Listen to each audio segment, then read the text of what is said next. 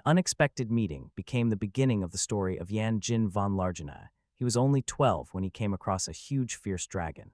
But there was not a trace of fear on Jin's face. On the contrary, he simply froze with admiration. What a magnificent creature lives so close, and he was even glad of his luck to have found it. When the terrible dragon lunged forward, threatening with its sharp teeth, Jin did not hesitate and instantly activated his magically enhanced skill Divine Protection, and swiftly dodged the attack. With another sharp movement, he created a magical circle and released a powerful gust of wind, cutting through the huge dragon until the creature crashed to the ground with a thud. Describe in general terms the full power of his magic.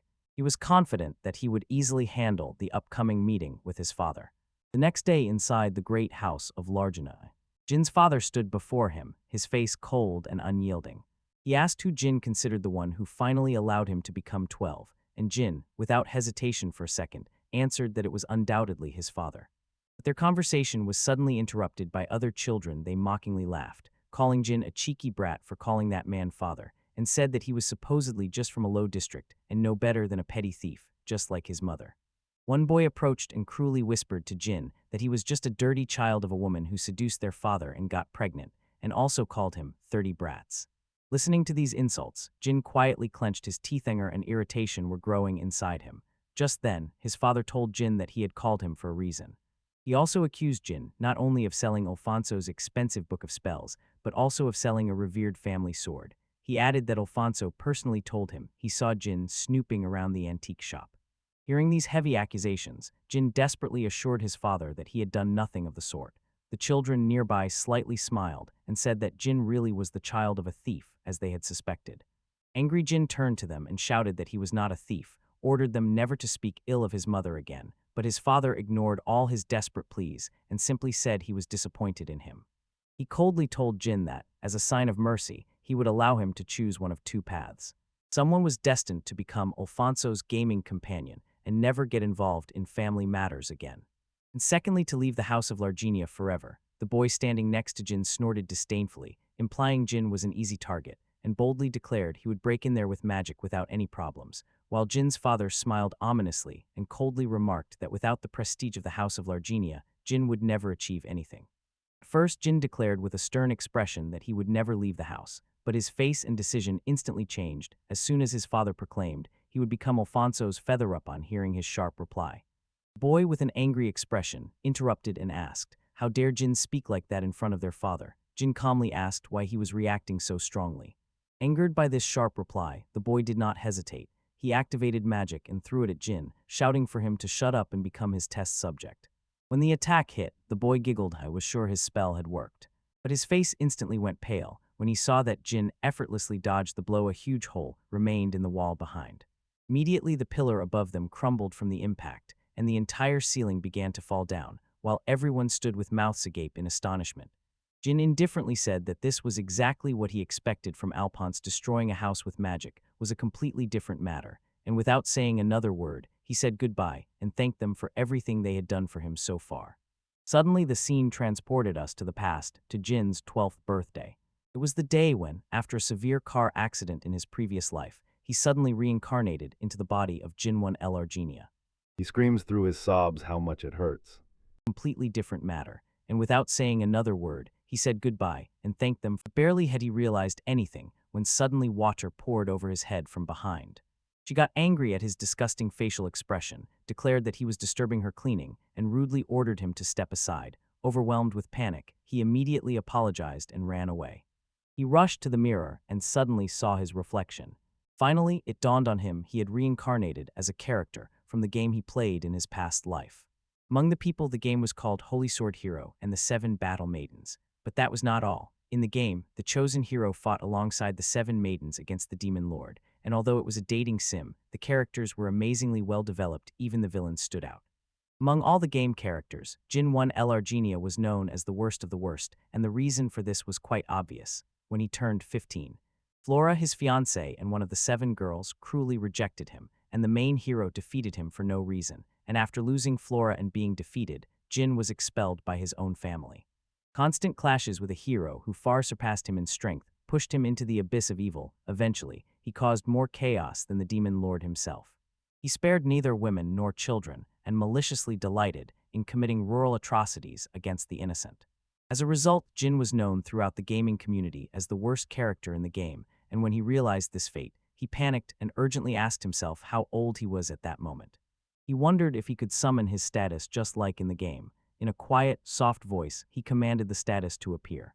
And immediately a long status screen appeared before him. Without wasting time, he studied the details and noticed that he was only 12, and was lucky he avoided the destined fall into darkness even before it began. Scrolling through his status board, he thought again. He was still the strongest cheater in the game. Just as he had predicted, Jin was now completely sure this was truly the world of the Holy Sword Hero and the 7 battle maidens. Most importantly, he felt that after his 12th birthday, something big would happen, so he needed to thoroughly test his magic before making hasty conclusions. Returning to the present, Jin handed the maid a sealed letter and asked her to deliver it to his fiancée. He stood before his mother's portrait and, addressing her in a sad voice, said that he was breaking ties with that family. Although everyone believed that Jin's mother died of illness, to Jin it was clear she was poisoned. Losing his only ally, his mother, was probably a devastating blow for the gaming Jin, but his reborn self knew there was no point in dwelling on it. In the original story, Jin did not leave the mansion, staying there, and after 3 years at age 15, he was officially expelled from the family, irreversibly pushed onto the dark path. Having left the house now, Jin was already on a completely different path than that terrible future. Armed with knowledge from his past life, he was confident he could handle everything ahead. When Jin reached the estate gates, the guard on duty asked if he was lost, and added that the counter-district begins right beyond their formidable walls. Jin immediately smiled confidently and assured the guard that everything would be fine with him, and the guard warned him about the counter-district, calling it a melting pot for better or for worse. Jin paid little attention to the warning, and without hesitation stepping through the gate, had only one thought in his mind. He had already decided to avoid his dark fate at any cost and escape a bad end. Wandering the noisy street, Jin stared at the non-playable characters. He noticed how incredibly alive they seemed compared to the game he once played. Casting aside all thoughts, he decided, if he wants to earn money, becoming an adventurer is definitely the best way. Being an adventurer meant true freedom. Here status was proven by deeds, and wealth and fame directly depended on skills, and since he was expelled from the House of Largenia, this path seemed to him the most realistic option. He knew that the Adventure Guild was a critically important place in the game. This was where money was earned and new characters met, as soon as Jen stepped over the guild house threshold. Suddenly he found himself right in front of the lady with beastly features, and at first he did not even realize that he had been looking at her for a long time. Elsa leaned closer and playfully said that it was hard for her not to feel embarrassed when he looked at her like that, and also, judging by his clothing, she thought that he was obviously from a noble family. She approached, winked, and offered him a night job for 10 gold coins, when suddenly a stern voice from behind said, "Don't get involved with Jin." Jin instantly pushed Elsa aside and said that he was not yet registered as an adventurer, but Elsa just smiled and teased him, saying that he should immediately experience his first time. When Jin wondered if such events even happened in the game, another woman named Fine intervened and asked Elsa to stop bothering him. Well, all right, she apologized to Jin, introduced herself as a receptionist at the guild house, and asked if Jin was ready for the newbie registration. Seeing her, Jin froze for a moment, got confused, but instantly came to his senses and admitted that he was indeed ready for registration. Jin thought to himself, although the characters from Gila in the game were ordinary faces, when he saw them with his own eyes, they all turned out to be strangely attractive. Write this down immediately, find that submitted registration form, and even ask if he knows how to fill it out. While Jin diligently filled out the form, he couldn't get out of his mind that Fine was really as kind as she was shown in the game. When he finished, Fine glanced over him for a moment and asked if Jin was ready to take on the request right now. But Jin looked confused. He had neither equipment nor weapons. Fine only increased his anxiety by noting that some adventurers underestimate the importance of gear and ultimately pay for it with their lives. Fine even offered to introduce him to the blacksmith, and Jin felt relieved from then on. Fine would always watch over the adventurer's safety. Her generous offer, Jin politely declined and said that he already had a lead on where to go for equipment. Fine agreed, and Jin handed over his guild card, officially completing the registration, and was pleasantly surprised everything went more smoothly than he expected. In the heat of the moment, the guild members standing behind barely managed to congratulate Jin and warmly welcomed him into this chaotic world of adventures. Soon, when Jin stepped out of the guild house, he was still amazed at how secondary characters had such vivid personalities. In the game he had hardly noticed them, but now the new perspective refreshed him, and he thought, if only The original Jin and the story itself decided to become an adventure. Perhaps he could have avoided falling into darkness.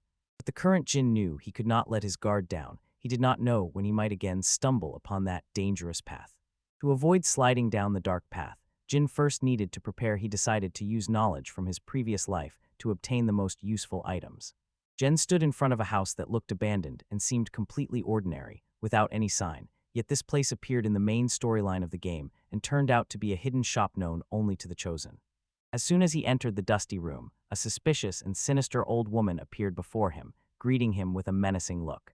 Jin, as if completely unmoved by her anxious behavior, calmly greeted her. The old woman was clearly impressed by his courage and said that she had met only one other person who was not afraid of her. She could not understand why Jin was chuckling as he looked at her face. Meanwhile, Jin casually glanced around, enchanted by the wealth of hidden items, and when the lady asked him about his strange behavior, Jin answered her with another question. How long are you going to pretend to be a suspicious old lady? The old woman was completely confused by Jin's remark and, stammering, asked what he meant because she obviously looked old from any angle, but Jin confidently stated that he saw through her mask, even through the years she had lived. Unable to withstand his sharp insight, the old lady suddenly transformed into a stunning woman with delicate elven ears and impressively long hair. Embarrassed and confused, she asked how he managed to figure it out, and also noted that she was still young, and definitely not some old woman when Jen asked. She admitted that she thought, for such a suspicious shop as hers, the image of an old lady suited her better. Moreover, she outright refused, because people were usually little interested in her shop, and those rare customers were mostly adults. However, brushing a strand of hair aside, she extended her hand and asked what Jin's name was. She introduced herself as Cynthia. Jin also gave his name and happily shook her hand. Cynthia looked at his clothes, smiled, and said that he looked like a young nobleman or a well-bred gentleman, then asked if he had come here to buy weapons. In response, Jennifer added that he had little money with him. Cynthia proudly told him that her shop was elite. When Jin showed his 2 gold coins and said that was all he could spend, she plainly said that you can't buy anything for such a small amount. With a spark of hope, Jin replied that he had just left home yesterday and was still preparing for a new life. For asking her for help, Cynthia paused for a moment and immediately answered him. She agreed to listen to his plea if he helped her with a small task. Jin did not even hesitate and agreed, and Cynthia immediately tossed him a silver coin to the side. He asks if he could buy some flowers that would suit her shop. Soon Jin headed to the bustling market, looking for the flowers he was asked about, and all the time he couldn't get rid of the thought that such a thing was not on any quest list he remembered from the game. At another corner of the market, a little rabbit girl was walking the streets, selling her flowers, when she accidentally bumped into a man and fell to the ground. The man angrily scolded the girl to watch where she was going.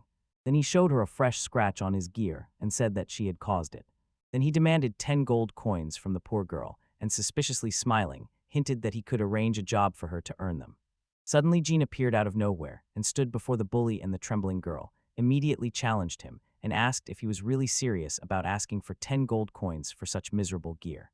The man's threatening gaze instantly turned to Jean, as if demanding to know where he wanted to be killed, but Jean remained calm and thought to himself that boasting with such basic gear only revealed his weakness. Without hesitating for a moment, Jean sharply cut in his answer, sliced through the air. The hooligan's face twisted, and he instantly drew his sword, threatening to make Jin bitterly regret interfering. The man swung his sword, but Jin precisely dodged the blow, and mocking his poor aim only fueled his rage. And he raised his sword again to strike. Jin again deftly dodged the attack, and with one lightning-fast move made a maneuver. With one light, seemingly effortless strike, he hit the man's chest, and the man stepped back, muttering. But Jin did not stop there. With another powerful blow, he forced the man to fall to the ground, and standing over the fallen hooligan, calmly remarked that proper equipment is truly important in a fight. Meanwhile, other passersby burst into joyful cheers, greeting Jin's sudden bravery.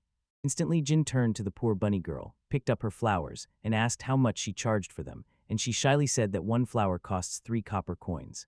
Replying, he told her he would take them all for 1 silver coin. The girl, wide-eyed, reluctantly said that was too much for simple flowers. But Jin smiled warmly and reassuringly told her not to worry. Soon, Jin returned to the hidden shop and informed Cynthia that he had obtained the flowers as she ordered. He asked whether he really brought flowers suitable for her store. He replied that it was up to her to judge whether they were suitable. In an instant, Jen opened his inventory and summoned flowers. Stunned, Cynthia instantly washed her face and immediately asked if it was not hot. She truly possessed rare abilities for the storage skill. Seeing her obvious shock, he, embarrassed, indifferently asked if possessing such a skill was not something usual. She told him that it was a skill every merchant dreams of, and Cynthia sighed with relief. Her face lit up with a sincere smile as she told him that he had passed her subtle test and confessed that she was actually just checking if she could trust him. Hearing this, Jen rejoiced finally he would get the necessary equipment. Cynthia immediately asked Jen to wait while she picked something that seemed to fit him perfectly. Meanwhile, Jen thought, in the game, the shop only opened closer to the middle, so it was quite natural that he hoped so much for equipment, but he reminded himself that unexpected events had already begun outside the original plot. Therefore, he had to be vigilant and not let himself slack off. While Jen was deep in thought, Cynthia appeared again and instantly dressed him in stunning armor, explaining that the equipment was made from lizardman leather, a material officially considered part of dragon species. Out of the blue, without any warning, she casually struck the armor with a wooden bat. This demonstrated incredible durability. After the blow, it remained completely undamaged.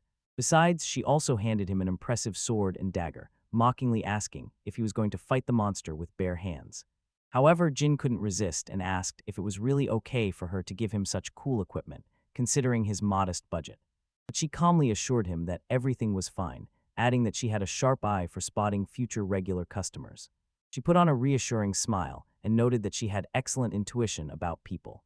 On the other hand, Jin apologized, saying that he really couldn't afford such high-quality equipment, but also admitted that he had no reason to refuse her generous offer and promised that he would definitely repay the debt someday.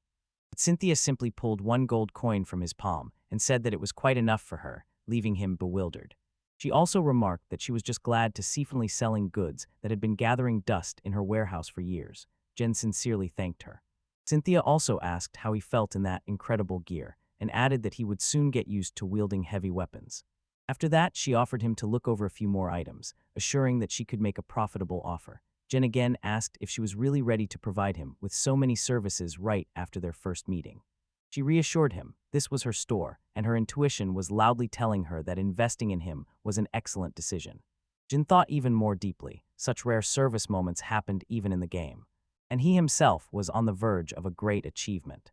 But he pushed these thoughts aside and decided to try, because Cynthia insisted so much.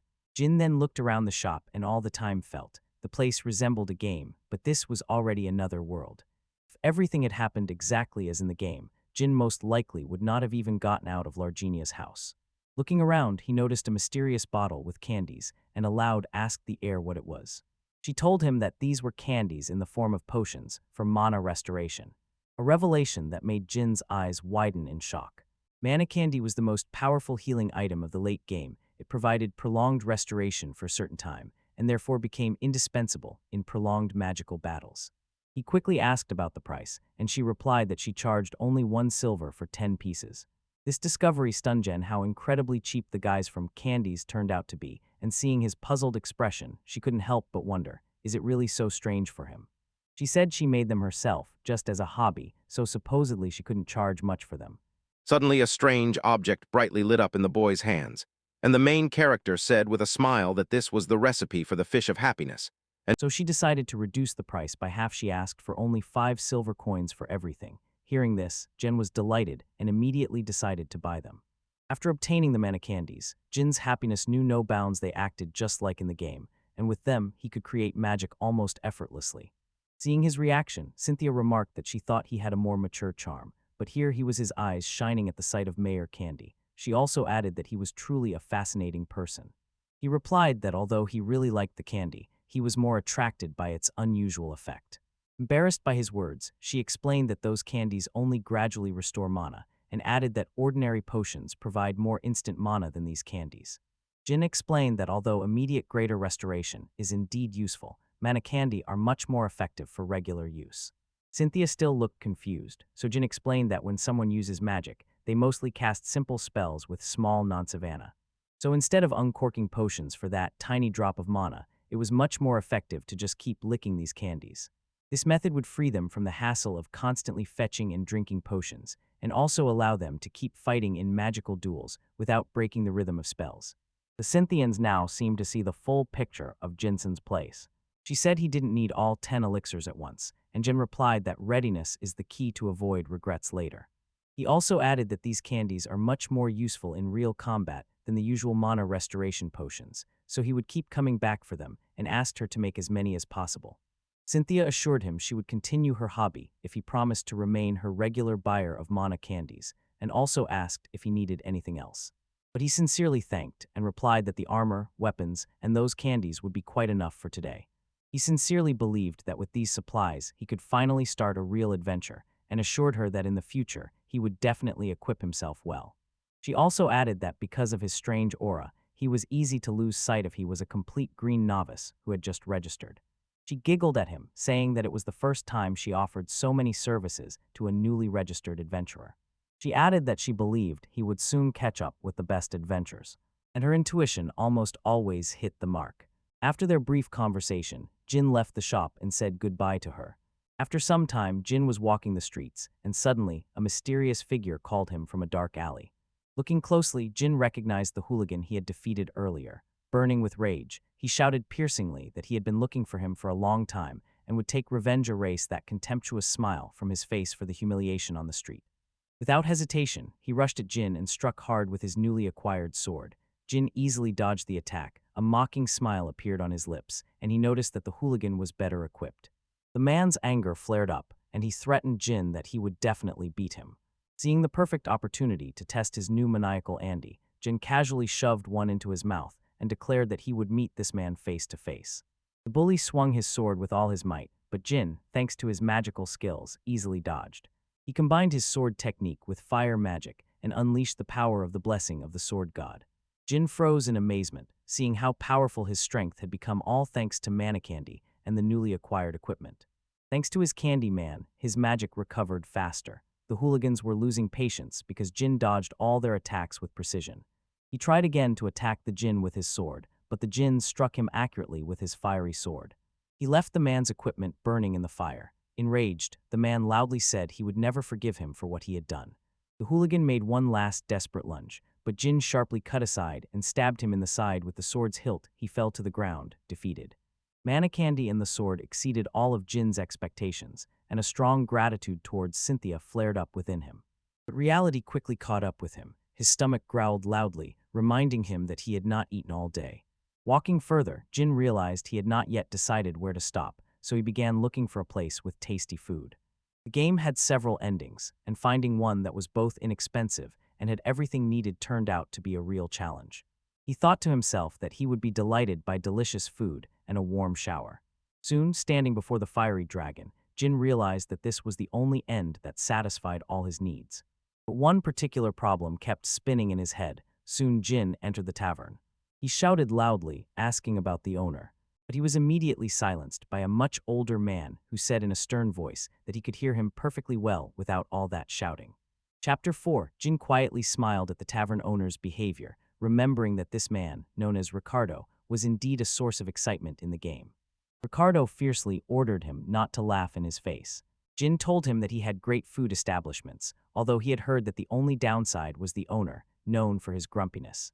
To this, Ricardo replied that Jin was exactly right, and added that he would throw him out if he was there just to cause trouble.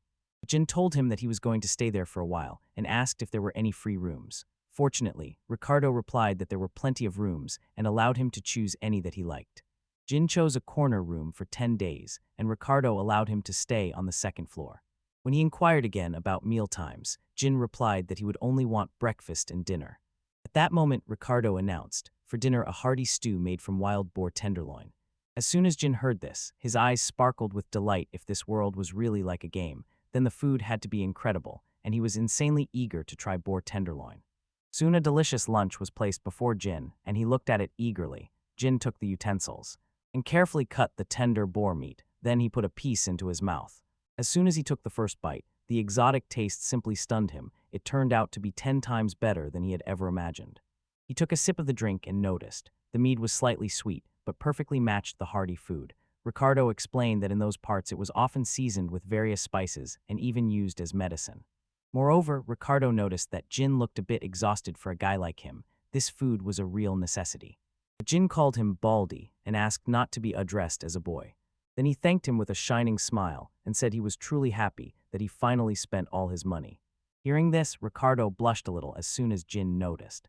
He remarked with a mocking smile that even a bald man's scary face can sometimes blush. Suddenly, Ricardo sharply ordered him to be quiet and told him not to poke at his complexes. Putting aside their brief conversation, Ricardo asked if Jin was short of money because he thought that traveler was rich, having paid for 10 days in advance. Jin replied that for an adventurer like him, a safe place to stay overnight was the most important thing, and probably there was no better ending, so he wanted to secure a base. Jin said that nowhere else would he find such tasty boar meat, and Ricardo simply replied that he would say nothing if Jin was satisfied. It was then that Ricardo, noticing Jin's confidence and his solid appearance, asked if he would agree to take on one of his personal requests. Jin froze for a moment before explaining that it would all depend on the nature of the request. He did not want to stand out too much, because he feared unnecessary attention that could once again drive him down a predictably dark path. But Ricardo reassured him. It was not a big request at all, he was simply asking Jin to hunt boars for him. He explained that boar meat had recently been rare on the market, and his supplies were almost exhausted. He was just about to ask the Adventurers Guild for help hunting boars when Jin arrived. Jin thought for a moment, then agreed. Hunting wild boars was within his power, and it would not attract unnecessary attention. The next day the scene smoothly changed, and Jin was already standing at the edge of the forest, just outside the capital. He chose this place deliberately. No one would notice him here, and the boars lived deeper in the thicket. Although these were only computer images, Jin could not contain his admiration for the stunning beauty of nature. Jin instantly pulled himself together so as not to drown in feelings. Although his first request had not yet passed through the guild, he was determined to fulfill it flawlessly. Jin lingered at the entrance to the power zone, gathered mana throughout his body, and activated his skill. He turned on magical detection to find wild boars in the area. It did not take long, he quickly found them. It turned out they were closer than you expected. Rushing to their position, he activated magic enhanced by the wind and summoned a magical circle around his hand. With one sharp command, a huge wave of wind surged at the boars, and in an instant it cleanly sliced their heads in half. At this, Jin's request for hunting was fulfilled, and he sighed with relief. He managed to hunt before it got too late. But suddenly, a much more terrifying threat loomed over him. A giant crimson bear charged at him from behind. With a fierce attack, it completely caught Jin by surprise. Jin prepared for battle and wondered, did this beast attract the scent of boar's blue? As soon as Jin struck with his sword, his attack was instantly blocked by another bear, who had just burst into the fight. Were these two fierce bears looming over him? Jin wondered if they were a pair. Usually hunting was a trifle for Jin, but this time he couldn't understand why this encounter felt a bit strange. The bears lunged forward and, as one, attacked him. Jin immediately took up his sword, thinking that every creature here was truly alive, unlike the game world. Moreover, he understood, if he allowed these dangerous creatures to escape, someone else might tragically become their prey. Without hesitation, Jin rushed forward with a precise, swift strike. He split the heads of the council in half. They had no idea that their tiny babies were hiding just around the corner. The innocent cubs slowly came out and walked straight to the severed heads of their parents. Jin could not help but feel a slight pity for them. Soon, Jin was standing in a secluded corner of the forest. Trying to roast and eat the meat of those fallen bears, he thought that when he defeated the smaller dragon, he had no time for such reflections. However, now he realized that he had taken a life, even if it was the life of a monster. He only understood more deeply that the breath of a monster and the warmth of its blood were not at all like prey. Here, every creature truly fought for its life. He wanted to honor them by eating the roasted meat, but the smell after roasting was so sharp that he simply could not eat it. So he threw the rest into his inventory and decided to roast it well near the entrance to the fire dragon's lair. In the end, he released the cubs because he believed that this act would not lead him down the path of darkness. And Jin also thought, if they die from another cause, he would hardly be able to do anything. This world was clearly not as simple as a game. Suddenly, a female voice sounded behind him. Isn't that the same guy Jin who was here before? Jin looked closer, and before him stood Elsa from the guild house herself. Seeing that he was eating her favorite meat of crimson bears, she asked if he would share some. Confused, Jin asked if rabbit people were not herbivores, to which Elsa briefly told about ate meat too. Like the whole sapicidal Jin, she sprinkled the meat with special herbs, explaining that this would rid the roasted crimson bear of its wild taste. Jin suddenly realized how many things in this world he had never understood, from special ways of cooking crimson bears to how the rabbit people ate meat. Immediately, bitter truth settled in him. Knowledge of the game alone was no longer enough to survive. While Jim was immersed in these thoughts, Elsa asked why he looked like a lost child, and this caught him off guard, asked if his expression really seemed that terrible to her. Suddenly Jin threw a question into the air. Is there a scroll where the laws of this world are recorded? How could she use this to her advantage? Elsa seemed very intrigued by his question and asked a counter-question. What could be so fascinating about a life completely subject to such laws? Then she added that what really interested her was how all this related to him.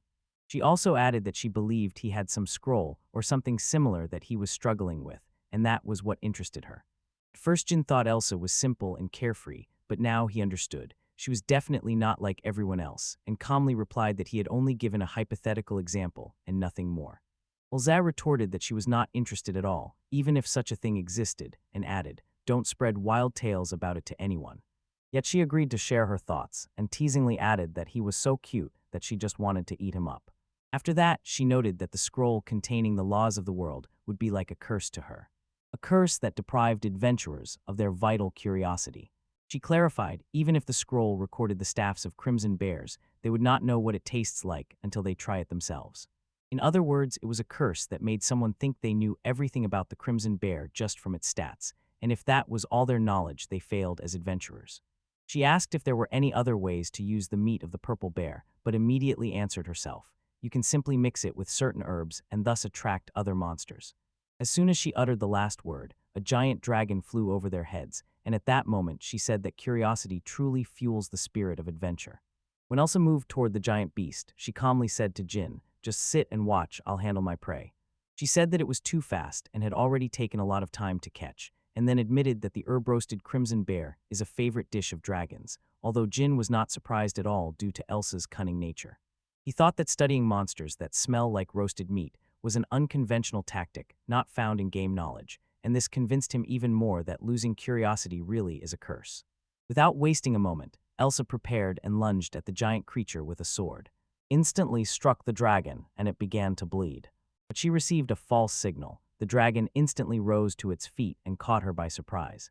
But Jin did not hesitate. He rushed to the dragon, and with a clean, precise strike, he instantly defeated that huge creature.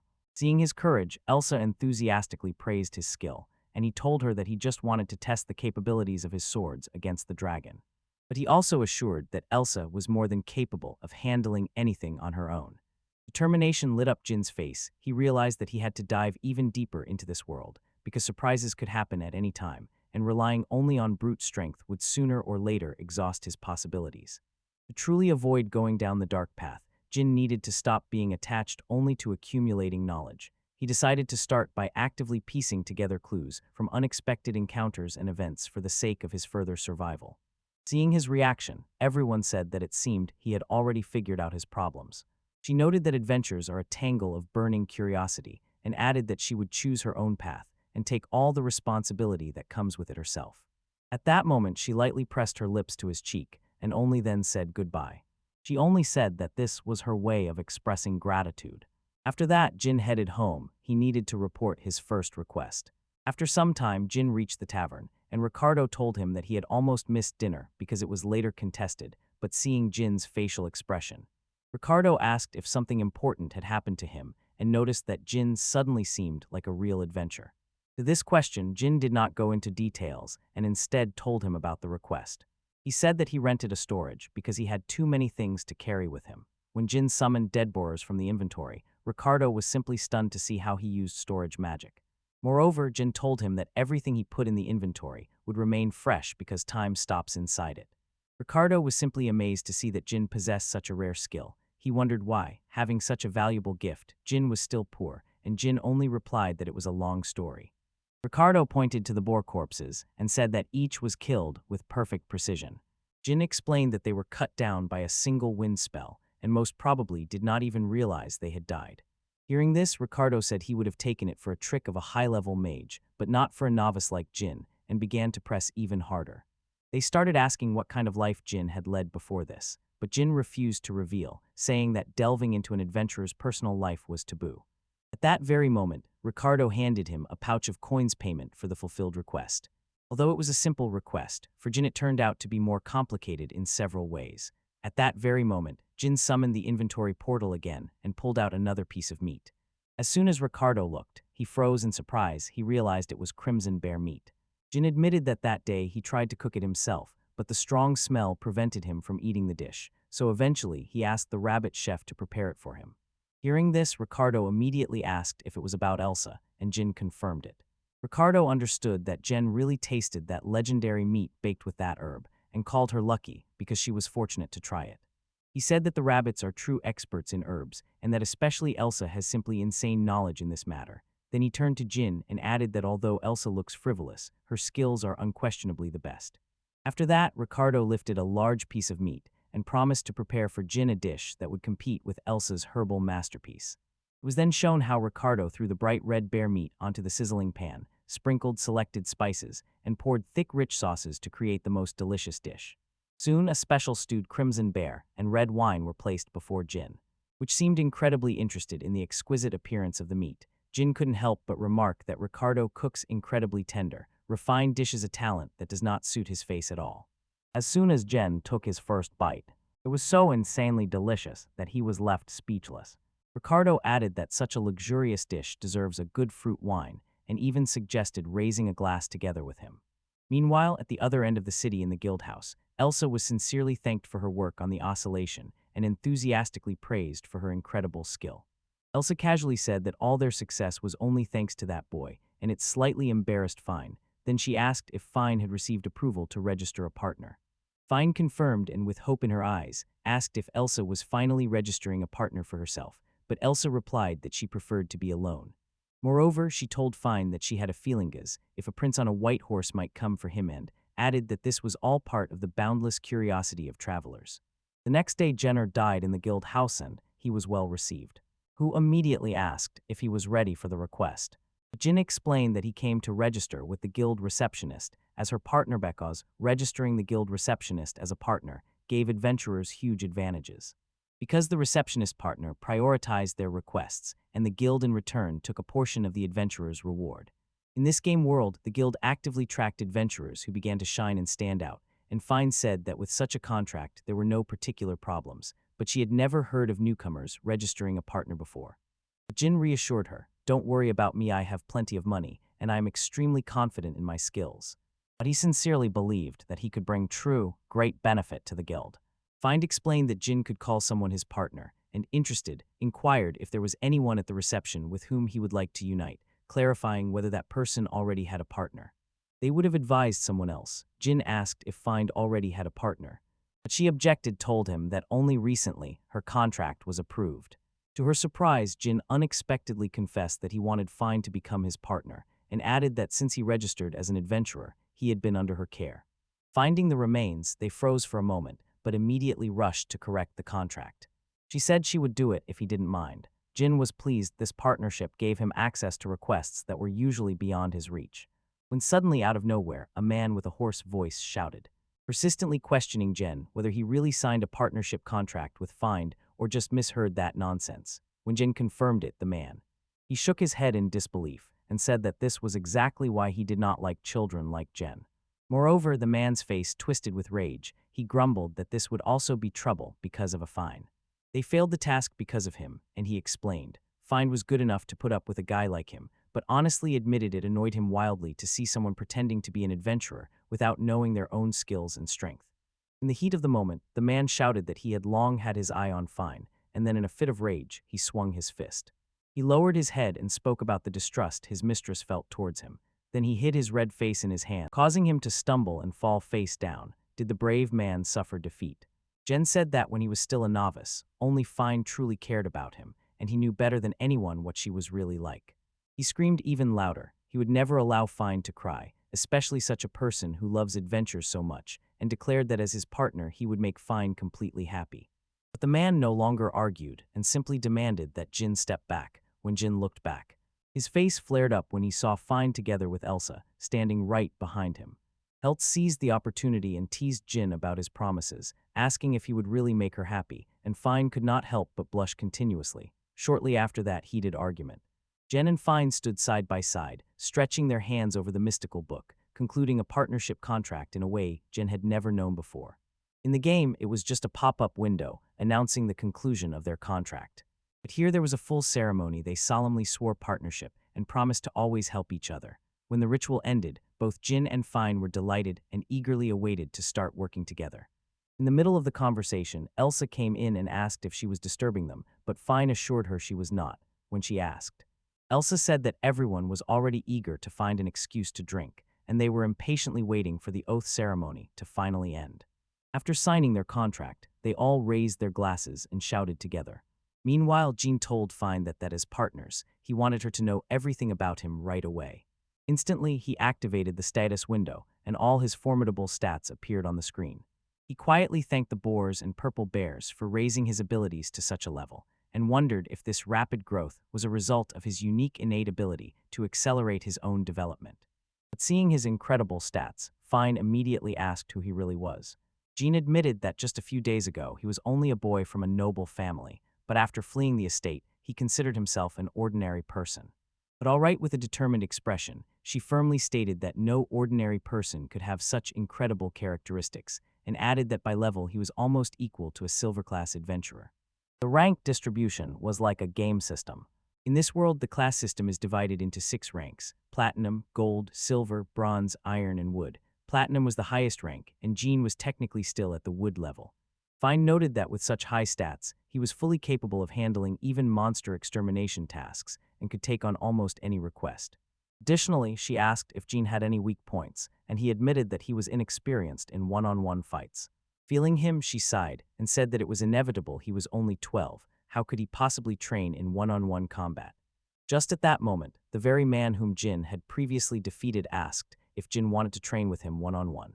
He reminded Jin that he still owed him for the previous humiliation, promising that he would be gentler with him. Fine instantly intervened, sharply noting, fights within the guild are strictly forbidden. But the man immediately calmed her down. It was just for fun, and they would simply use the room in the back. Jin was also interested. A secluded place meant they would not attract unnecessary attention, so after agreeing, he quietly warned the man that he himself would not be lenient. Later, in a distant abandoned corner of the guild house, Jin and the man stood face to face. The man mockingly said it was good that they fought where no one could see so Jin would not be disgraced if he lost, and Jin responded in the same spirit. The man explained the rules. After 3 steps from their places, they would turn and rush into battle. But he caught Jin by surprise, cunningly turned and attacked on the 2nd step, and Jin barely kept his footing. The man shouted the first advice about one-on-one fighting: people can always be treacherous. Jin instantly launched a counterattack because one thought was spinning in his head. On the day he signed the partnership with Fine, he had no right to lose. The man relentlessly attacked and said that Jin had such strong skills that he could even parry his strikes. Immediately, Jin stepped back a little, then lunged at the man. He struck the man's sword and tore it from his hands. The man already knew he had lost. Without hesitation, he bowed before Jin and apologized for bothering him. Jin was simply stunned by this. Although Jin did not suspect the cunning move, the man still held it up his sleeve. With a quick snap of his fingers, the man illuminated Jin with his magic, and at that moment his vision darkened. Could Jin still not believe that the man possessed magic? The man smiled slyly and said he never said they would fight only with swords, then gave Jin another piece of advice: never just trust an opponent, because people often lie. Jin's blurred vision suddenly cleared, and he wasted no time instantly activating his anomaly-resistant skill. The man gave another piece of advice: never relax in front of an opponent, then, as if casually, admitted that he was actually a bronze rank adventurer. Wasting no time, Jin activated his divine blessing and magical power enhancement. At the same time, he quickly composed himself and looked the man in the face. But his eyes widened in surprise when he saw Fine standing right behind the man, clutching a frying pan and almost boiling with anger. Noticing Jin's sudden and unusual reaction, the man instinctively turned his head. Athena's strong blow with a frying pan rang out loudly. Still boiling with rage, Fane reminded them both that fighting was strictly forbidden in the guild. Meanwhile, smiling, Elsa simply told Jin that he had truly found a very useful partner. At that very moment, Jin realized it is better not to get involved with Fine under any circumstances. Years passed, and at the reception, everyone wondered if Jin was going to act alone from now on.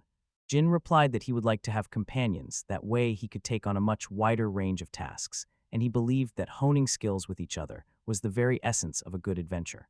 When Fane heard this, she admitted that she did not expect him to be interested in exactly this kind of dynamic, but Jin added that he really likes her precisely because of how she sees adventures and quests. Then the scene sharply shifted to a completely different area. Jinstead stood on harsh, uneven terrain, ready to hunt some vorks. The advantages of the partnership contract turned out to be incredible, and Jean still cannot believe that he is now being offered such expensive orders despite the risks. He looked around, realized he was finally on the worksite, but still struggled. He jumped up when he noticed fresh bloodstains on the neighboring stone. At first, he thought that some other adventurer had recently fought with orcs here, but immediately remembered that Fane had clearly said no one else had walked this path. Panic struck his chest, knew the blue signal would inevitably attract other monsters. Out of nowhere, right behind his back, huge, terrifying orcs appeared and caught him by surprise. But he did not look too scared. Instead, he was seized by sharp Reincarnated, wanted to immediately deal with those monsters and finish his urgent business. With an instantaneous wave of his hand, his fire magic flared up, and he rushed at those monstrous figures, cutting through each of them flawlessly. When the creatures fell dead, he instantly activated storage magic and carefully removed their bodies. Without wasting time, he stayed alive. He rushed to activate the skill to detect magic. Soon he noticed various people rushing towards him. Jin pondered whether they were truly seeking adventure or fleeing from something, because there was no other monster in the area. At another corner, he noticed a solitary figure seemingly fighting red bears, and their magic was noticeably weakening. Jin instantly realized that the blue one he had found earlier was definitely from that adventure, so he immediately rushed to them to help. Without hesitation for a moment, Jin launched victory magic. He took advantage of this, sharply accelerated, and instantly rushed into the dangerous adventure. Nearby appeared a poor girl named Chloe, who was desperately running, saving her life from those fierce red bears. She rushed to attack the monsters, but her efforts were in vain. The bears with sharp claws knocked her to the ground. Chloe lay broken and powerless, right before those terrible creatures. They bared their sharp fangs, ready to attack. But just as they lunged at her, Jin appeared just in time, and with a single swift motion, cut the monsters' heads in half. Immediately after Jin defeated those crimson bears, he turned to Chloe. A warm smile appeared on his lips, and he said he was glad to have arrived just in time. Jim instantly stuffed the monsters' bodies into his inventory storage.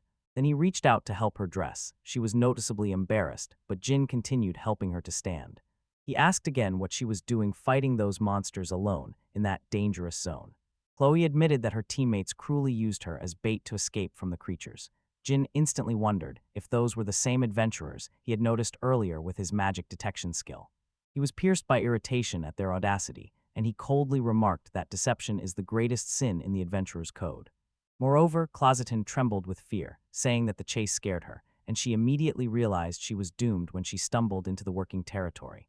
Jin assured her in an agent's voice, urging her to relax now she was safe with him, and Chloe did not hesitate, sincerely thanking him for his timely intervention. He led her to a nearby tree and offered to help bandage her wounds. He carefully applied the medicine, gently assuring her that the wounds would heal quickly, and she felt guilty and apologized for making him use such expensive medicine on her. But Jin cheered her up, explaining that a kind elf sold him that medicine at a discount for an emergency, and quietly thanked Cynthia himself. Chloe couldn't hold back and said that he was truly a mysterious person. He had an elf friend, and he even easily dealt with the monster alone. Her praise became an honor for Jin. He extended his hand and offered to introduce himself. And Chloe happily shook his hand and said her name. Then he suggested they rest a little, and only then return to the guild and tell about those scoundrels who deceived Chloe and used her as bait. In the guild's reception, adventurers who found themselves without clothes fiercely argued over the fine. They bitterly said that Chloe got scared and ran away herself, leaving them behind, complaining about the trouble of cleaning up after her alleged mess, but were completely stunned when Chloe suddenly appeared and intervened. Her voice sounded strangely calm when she asked who they were talking about, and they shuddered at her sudden appearance. The group members instantly pulled themselves together and quickly pretended to be concerned for her. They asked if she was okay, saying how much they worried about her. Seizing the moment, one of the participants instantly whispered to her not to say a word to anyone. They were just about to fight for the bronze, and added that they would gladly accept her back into the group if she matured even a little. Suddenly, Jin jumped into the conversation and loudly protested that they deliberately used Chloe as bait to escape from the Crimson Bears. Immediately, everyone turned against Jin, shouting irritably for him to stop talking such nonsense. Another member, Agar Shivli, intervened, indignantly claiming that it was impossible for someone like Jin to fight a Crimson Bear alone and return unharmed, demanding proof.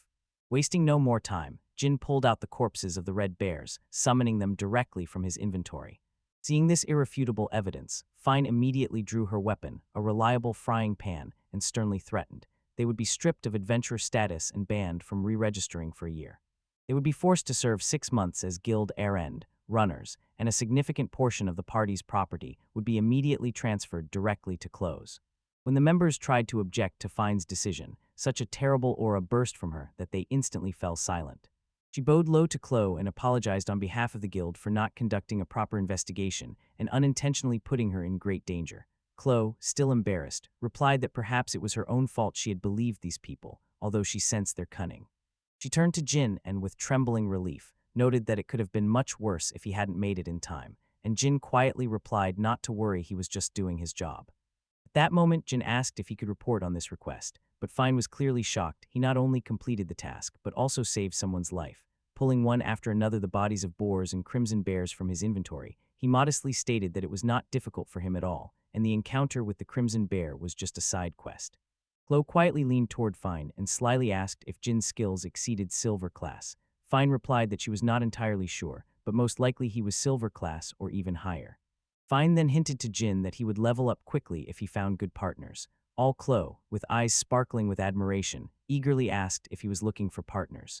In response, Jin simply remarked that soul play has its limits, and that growing alongside friends is part of the true pleasure for adventurers. Chloe smiled and noted that she had always felt the same way.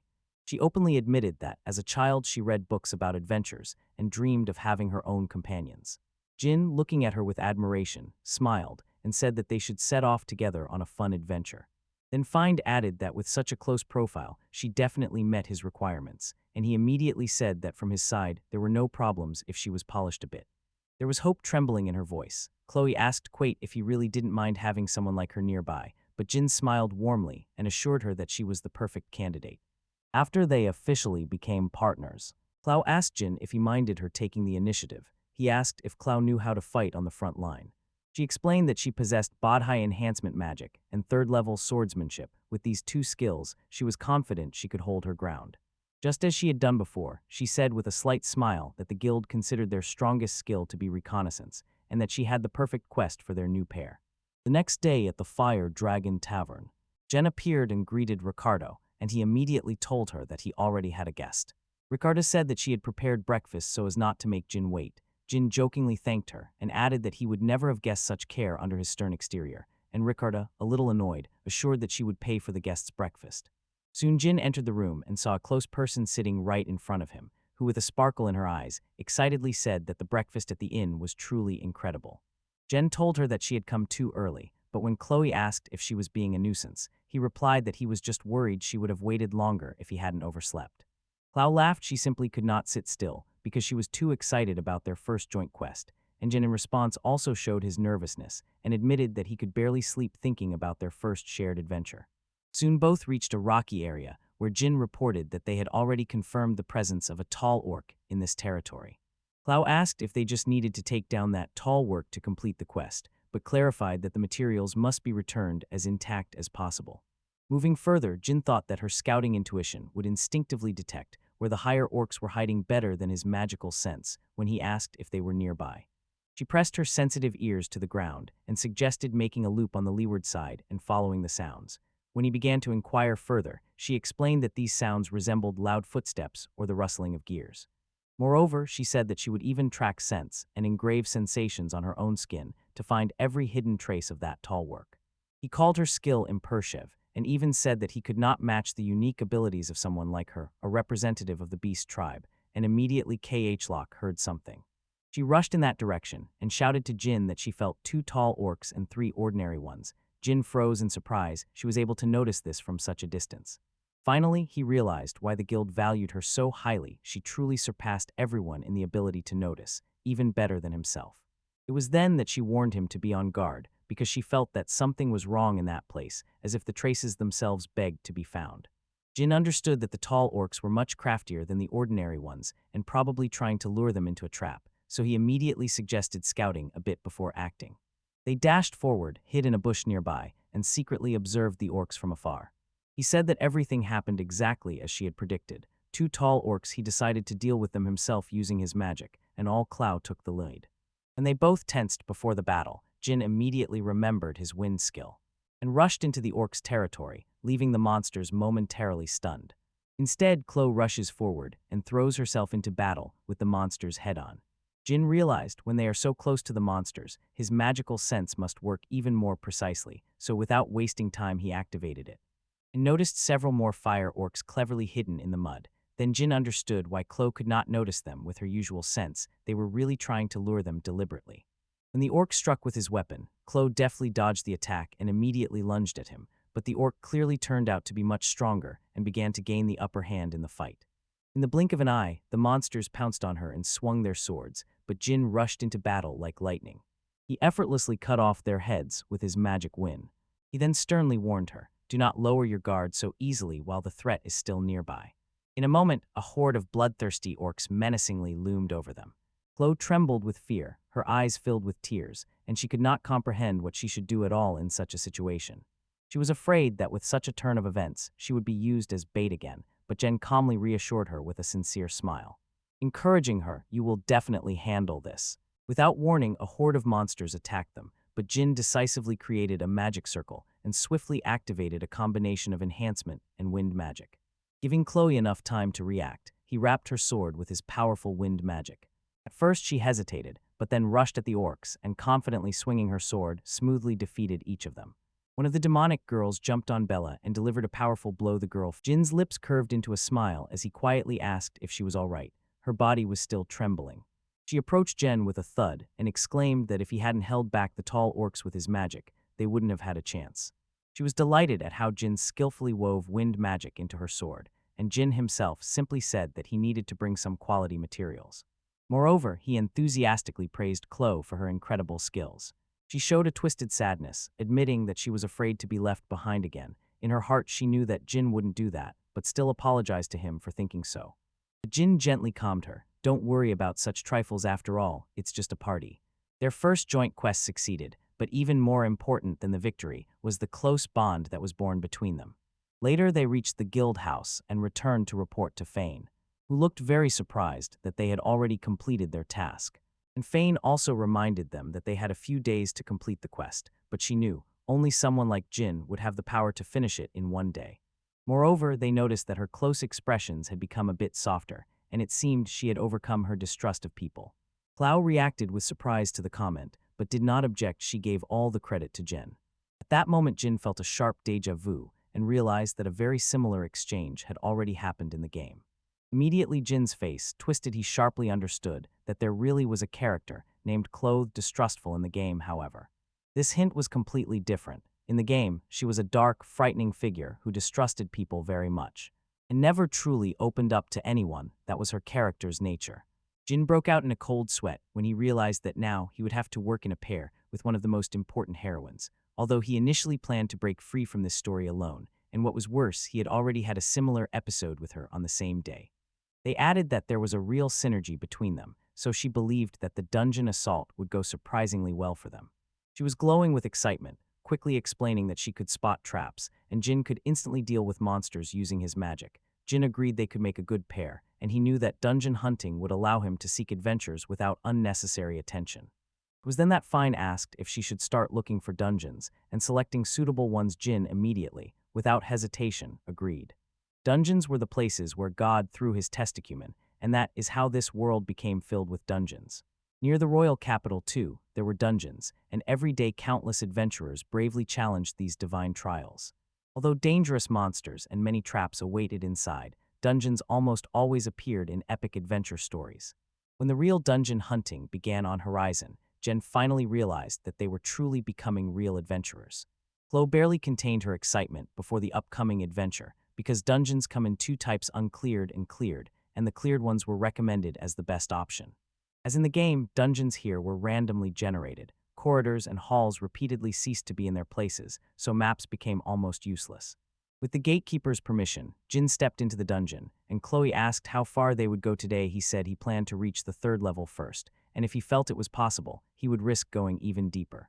She agreed, but gently reminded him of a simple piece of advice: not to overexert himself. When Jin opened the huge gates, he replied that he believed they could conquer the dungeon only with their skills, but he also agreed that it was worth listening to the advice they had been given. But as soon as they entered, Chloe simply froze in surprise. A bright, pulsating sun hung inside the dungeon. Jin, to her deep surprise, added that not only the sun, but also the wind and water flowed freely. While describing the environment, he explained that in some dungeons they might even encounter a snow plain immediately after a volcanic layer, and in another layer the night sky suddenly opened up, studded with moons. He added that the true unknown was hidden right in that foggy dungeon, and that was why adventurers like them set out to explore its secrets. Shining with enthusiasm, Klaus suggested that they explore the unknown dungeon together. He responded no less decisively, confessing that he could not wait to become stronger and embark on such great adventures, but their lively conversation was suddenly interrupted by her feeling she sensed something was wrong and quickly informed him about an unknown creature in the distance. He could not help but quietly praise her truly impressive scouting skills. Wasting no time, he activated the magic detector, and right before him appeared several different goblins. And not even anyone noticed that they were here. The girl looked at him warily and fearfully, as if she was sure. Once the man gained freedom, he would immediately kill her. Grekov was He warned her not to lose vigilance, although this was only the first layer. These monsters were completely different from those outside. Jin jumped up and twisted a confident smile, noting that the deeper into the dungeon the stronger the monsters, and suggested immediately testing our skills in the next battle. In a moment, Rosa boldly faced the threat of the beastly goblins, and looking closely Jin. One of them was immediately recognized as a goblin mage. With one quick hand gesture, the mage's accomplices instantly drew weapons and rushed at them. Without hesitation, Chloe rushed straight at them, and Jin decided to fight Goblin Naj personally. The goblin mage whispered something under his breath, summoned fire magic, and threw a fire projectile directly at Jin. But he reacted instantly, activated water magic, created a shield, and weakened the monster's attack. He counterattacked immediately, his magic struck back. By the necessary time to rush in and deliver an accurate strike with his sword. On the other hand, Klaus quickly finished her duel and said that everything was strange without a climax, and Jin considered that encounter rather pathetic. He bitterly said that even the magical goblin, who was supposedly a higher species, turned out to be disappointingly weak, but Chloe reminded him that they were still only on the first floor. She added that she felt it thinks a little more than those stupid monsters outside, and Gina firmly confirmed, it really makes some subtle tactical moves. They continued a brief conversation, and did not notice at all how the goblin mage was slowly getting up. Jin immediately felt that the fight was not over yet. Looking more closely, his gaze fell on a magical item. A shining necklace wrapped around the goblin's neck. When the goblin attacked, they barely managed to dodge and sharp stones suddenly burst from the floor. When Clow rushed forward with the sword, the monster deftly grabbed it. Then in response, he released an explosion of fire magic that fiercely threw everyone nearby back. They hadn't even caught their breath when the goblin already began to utter another spell, forming two giant fireballs. Overcome with panic, Chloe asked what they should do next, but Jin calmly assured her that they would definitely manage if they just kept a cool head. As soon as it threw two fireballs in their direction, he immediately ordered her to dodge to the side. But when two deadly threats appeared before her at the same time, she froze, unable to decide where to move. Acting quickly, Jin intervened and created a water magic shield right in front of them, protecting himself from the approaching danger. He smiled gently at her, and in a quiet voice advised her to calm down and take a deep breath, adding that under any circumstances, he would definitely protect her from everything. Immediately, Jin activated the magic-enhanced water element and asked Clof if he could now handle the goblin. To his relief, she confidently said that she was fine. The goblin threw another fireball. But Jin swiftly cast water magic, creating a shining shield for Chloe, and immediately ordered her to act, urging her to give everything she had. She wielded the sword smoothly and mercilessly, and eventually defeated the goblin monster with a single instant strike. She immediately rushed to Jin, confirming that the creature no longer rose, and added that the dungeon really did not give even the slightest chance to relax. He asked if Chloe thought that monsters outside the dungeon could match the stronger ones, and she undoubtedly agreed, adding that at first she was a bit tense, but now, after the fight ended, she realized it wasn't that scary. Jin said, "Let's first just check how strong the monsters are on the first level, and only then climb to the third." In a moment they went deeper into the dungeon passages. Jin thought that if he didn't immediately descend deeper than the third level, he wouldn't be noticed here. When they easily made their way to the third level together, Chloe asked with disappointment if that was really all the dungeon boss could offer. Jin supported her opinion. The monsters up to the third layer were strangely weak, and she also recalled that according to findings, their number sharply increases starting from the third layer. Moreover, with distrust and slight surprise, she noted that if at first the encounter with the unfamiliar goblin mage impressed her, Now even a greater number of goblins wouldn't change anything. Noticing her reaction, Jin thought that she seemed a bit dissatisfied, although they passed all the levels effortlessly, and at that moment, he noticed that their combined skills would be enough to go even beyond the third layer. Then they asked if Chloe would be comfortable dropping another layer. Her eyes instantly lit up with admiration when she admitted that she also thought about diving even deeper. Before Jin could react, a group of unfamiliar adventurers appeared before his eyes, desperately begging for help. They admitted that they had indeed reached the fourth level, but immediately furious monsters attacked them. Another group member nervously asked if they could share some healing potion with him. Without hesitation, Jin handed over his supplies, and the travelers responded with the sincerest, deepest gratitude. Before leaving, they warned them, if you plan to go to the fourth layer, be careful, it is a completely different world than the third.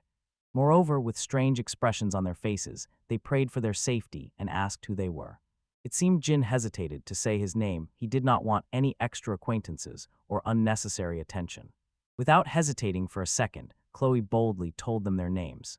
Before finally leaving, the adventurers said they would definitely tell the guild about their bravery. Meanwhile, Chloe eagerly admitted that she passionately wanted to explore the fourth layer, while Jin just silently stood in disbelief. They opened the gates to the fourth level as soon as they stepped inside. Chloe immediately noticed how completely different this floor looked. But as soon as they saw a fierce orc right in front of them, Jin added that it seemed not only the environment had changed. Soon they easily defeated the Ors, and Jin praised their clothing. She noticed that she didn't even give him a chance to jump and dress her, and was shocked that they managed to topple it so easily.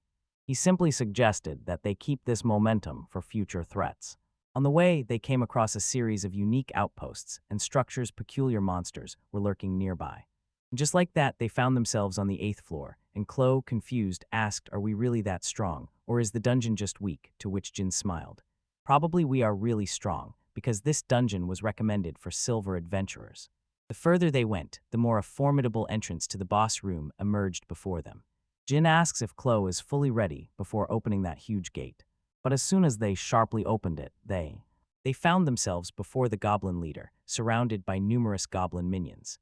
Jin said that the goblin leader is the obvious master of this dungeon. Chloe noted that there are more goblins here than she expected, but he reassured her. The main thing is not to underestimate their numbers, and they will manage.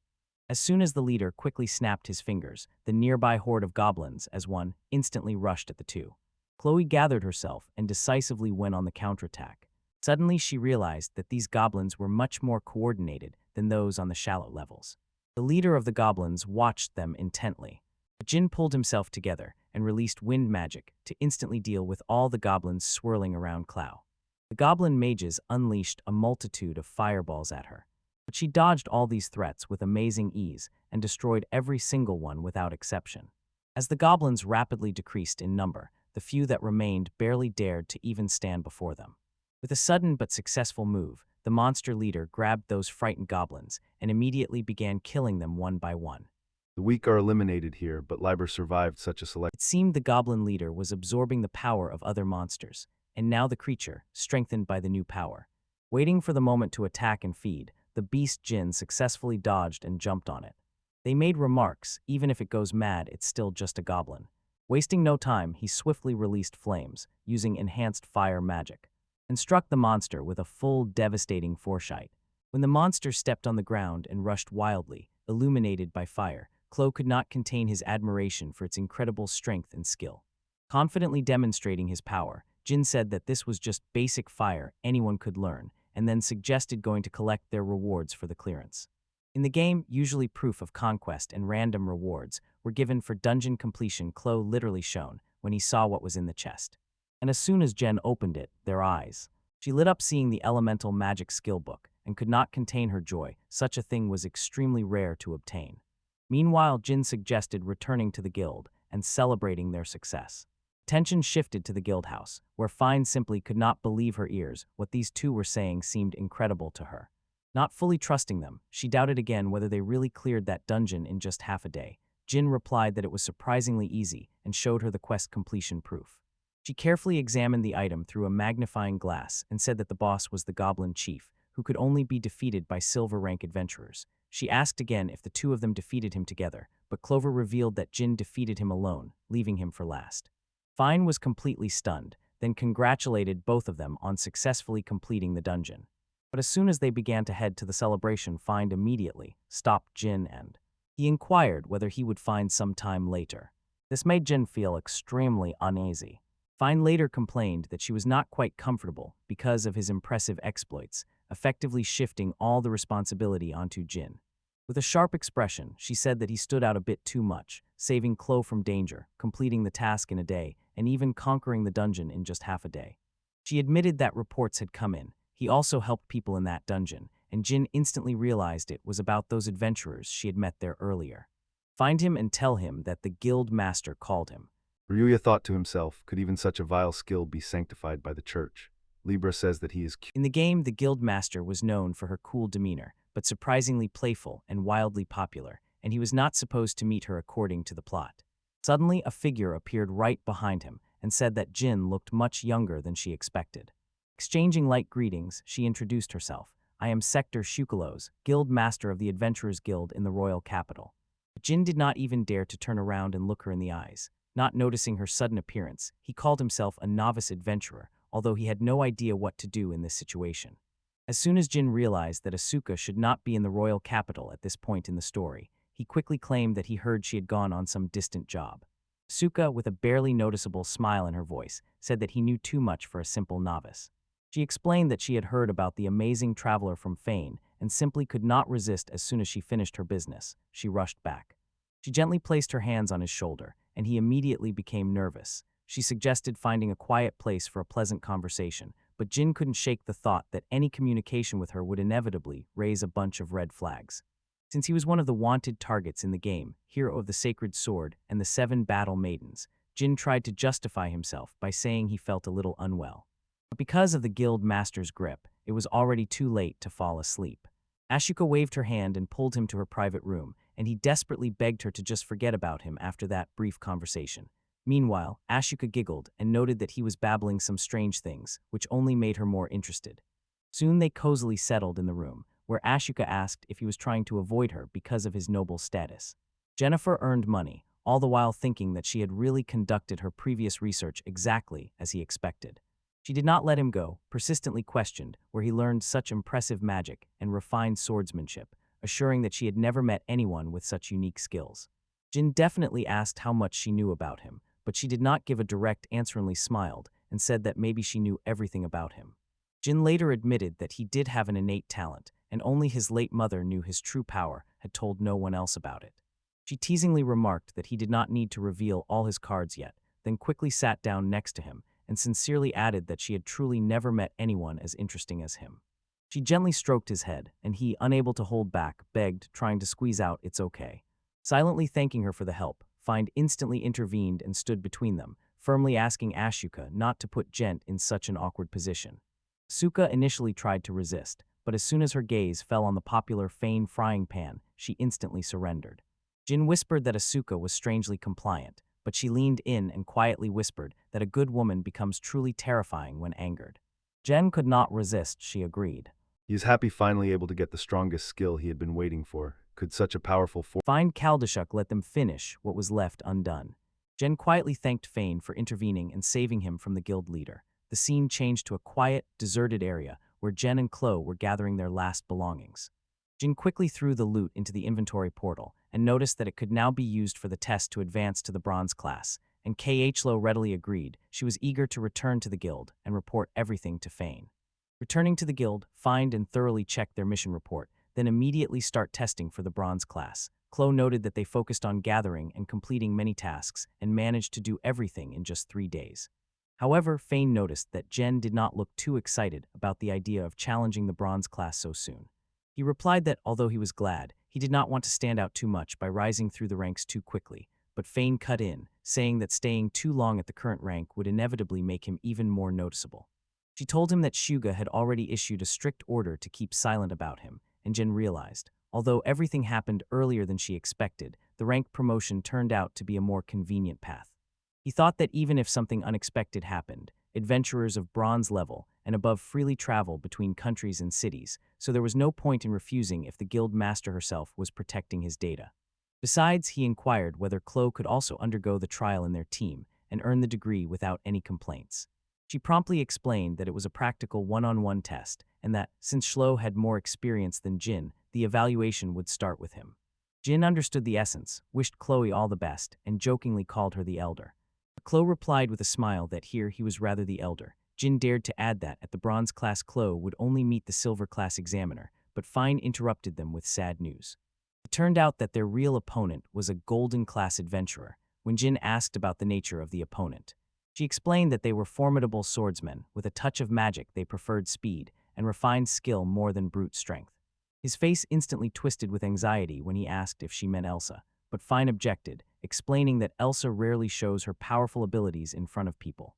He further asked if magic could be used during the trial. Fine assured that it was allowed, but only with weapons provided by the guild. She then asked if they had any other doubts, to which they politely replied no, thanking her for her valuable time and attentive attitude. In response, Fine smiled politely and said that ultimately her job was to fulfill her partner's requests.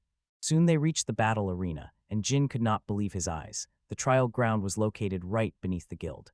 Chloe was clearly nervous. While Jin beamed with excitement, she couldn't resist and asked if he was deliberately teasing her. At that moment, a figure appeared from behind their backs and remarked on how amazingly calm they were. It was none other than their golden rank examiner Ange. She greeted them both with calm grace. Jin and Chloe introduced themselves to each other, and Anjur noted that Jin was indeed as polite as she had been told, adding that other travelers could learn from him. She turned to Chloe and decisively said that she would be the first to take the test. Chloe agreed, and Edge suggested starting the preparation. She stood by Chloe's side and allowed her to choose the weapon that suited her best. This was part of the trial. She also asked if the length and size of the sword matched Chloe's fighting style and if the balance felt right in her hands. Over the years, she had learned to sense. When everything was in its place, she immediately understood it by the precise sound of the swing. That was when Chloe successfully chose her weapon. Ange marked the official start of the test. Chloe felt a surge of tension inside, and her limbs stiffened with nervousness. Jin encouraged her, fight as always and give everything you have. Seeing this conversation, Ange couldn't help but comment that Chloe had truly found good friends, find and announced the start of the match. Chloe rushed at Ange with her sword forward. Ange effortlessly deflected the attack and calmly noted that Chloe was easy to outsmart if she made such big, predictable moves. Chloe struck with full force, but Ange deflected her attack without any visible effort. Immediately Chloe jumped back on, only managed to say that she was faster than expected. It was then that Ange prepared to attack and rushed straight at Chloe with her sword ready, but as soon as Chloe deflected it, Ange sharply said that she was defending too softly. Without any warning, he hit her with full force, and Chloe barely managed to block the blow. Ange, not ceasing her relentless attacks, stated that Chloe could be seriously hurt because she believed it was just a wooden sword. From the side, Jin encouraged her not to give up, and this lifted Chloe's spirits. She found strength in herself again. And she attacked relentlessly. She decisively kept a faster pace, believing she could win the fight. When she swung the sword again, Ange easily dodged the blow. In the heat of their engagement, Ange calmly told her that she had very unusual eyes. Chloe rushed at her again and began attacking even faster. But Angel dodged every attack with incredible smoothness. Without any warning, Angel lunged at her with the sword. But Chloe, seeing her stance, already guessed how she would attack. She took the right position, but to her surprise, Ange cleverly outsmarted her, quietly appeared behind her, and playfully slapped her on the head. At that moment, the fight ended. Meanwhile, Jin carefully studied Ange's attacks and stances, and noticed that he skillfully distracted Chloe with a fake pose, making her wait for a side strike. All this was done only to arrange a surprise at the end to release the demon. Although she was caught off guard, Chloe did not take her eyes off Aang. When Chloe, with tears in her eyes, approached him and spoke about her loss, Jin calmly reassured her, asked her not to worry, and emphasized that the exam was about skill, not victory. Then he encouraged her further, assuring that she would definitely pass the exam. Considering her incredible speed and abilities, Ange intervened and advised him to take care of himself first, because he was the next to fight, and Jin meanwhile decided to repay Ange for Chloe. Ange decisively told him not to hold back, because he had already seen their match. Jin was very impressed by the golden rank adventure. He knew perfectly well that Ange had not even really fought Chloe. That is why he decided not to lower his guard for a moment in her presence. Standing opposite her, Jin thought that although he did not want to use it, he might have to pull out his trump card in the middle of the match. Just in case, he asked if he could really go all in, and Ange answered without any hesitation. As soon as the match started, Jin reacted instantly. In the blink of an eye, he attacked Ange, and Fine and Chloe froze in astonishment. although Ange still managed to repel the lightning-fast attacks. Calmly advised him not to rush, but Jin equally calmly noted that this applied to both of them. They both instantly jumped back, and Age curiously asked who he really was because he did not look like a simple copper rank adventurer at all. In response, Jin simply said that he was just a novice adventurer. He really seemed interesting to her, and rushing into attack, she shouted that she would check how far he was willing to go. Although Jin looked like he was fighting, he skillfully dodged each of her attacks and mentally knew. Despite the skill, the difference in experience was astonishingly large, and he would be easily overcome if he just remained swinny. Ainge clearly had the advantage, so she teasingly asked if he hadn't said he would go all out, but Jin did not back down smiling. He replied that he needed a little time to get serious. And now he finally decided to show his trump card, a new ability he acquired after the recent victory over the goblin leader in the dungeon.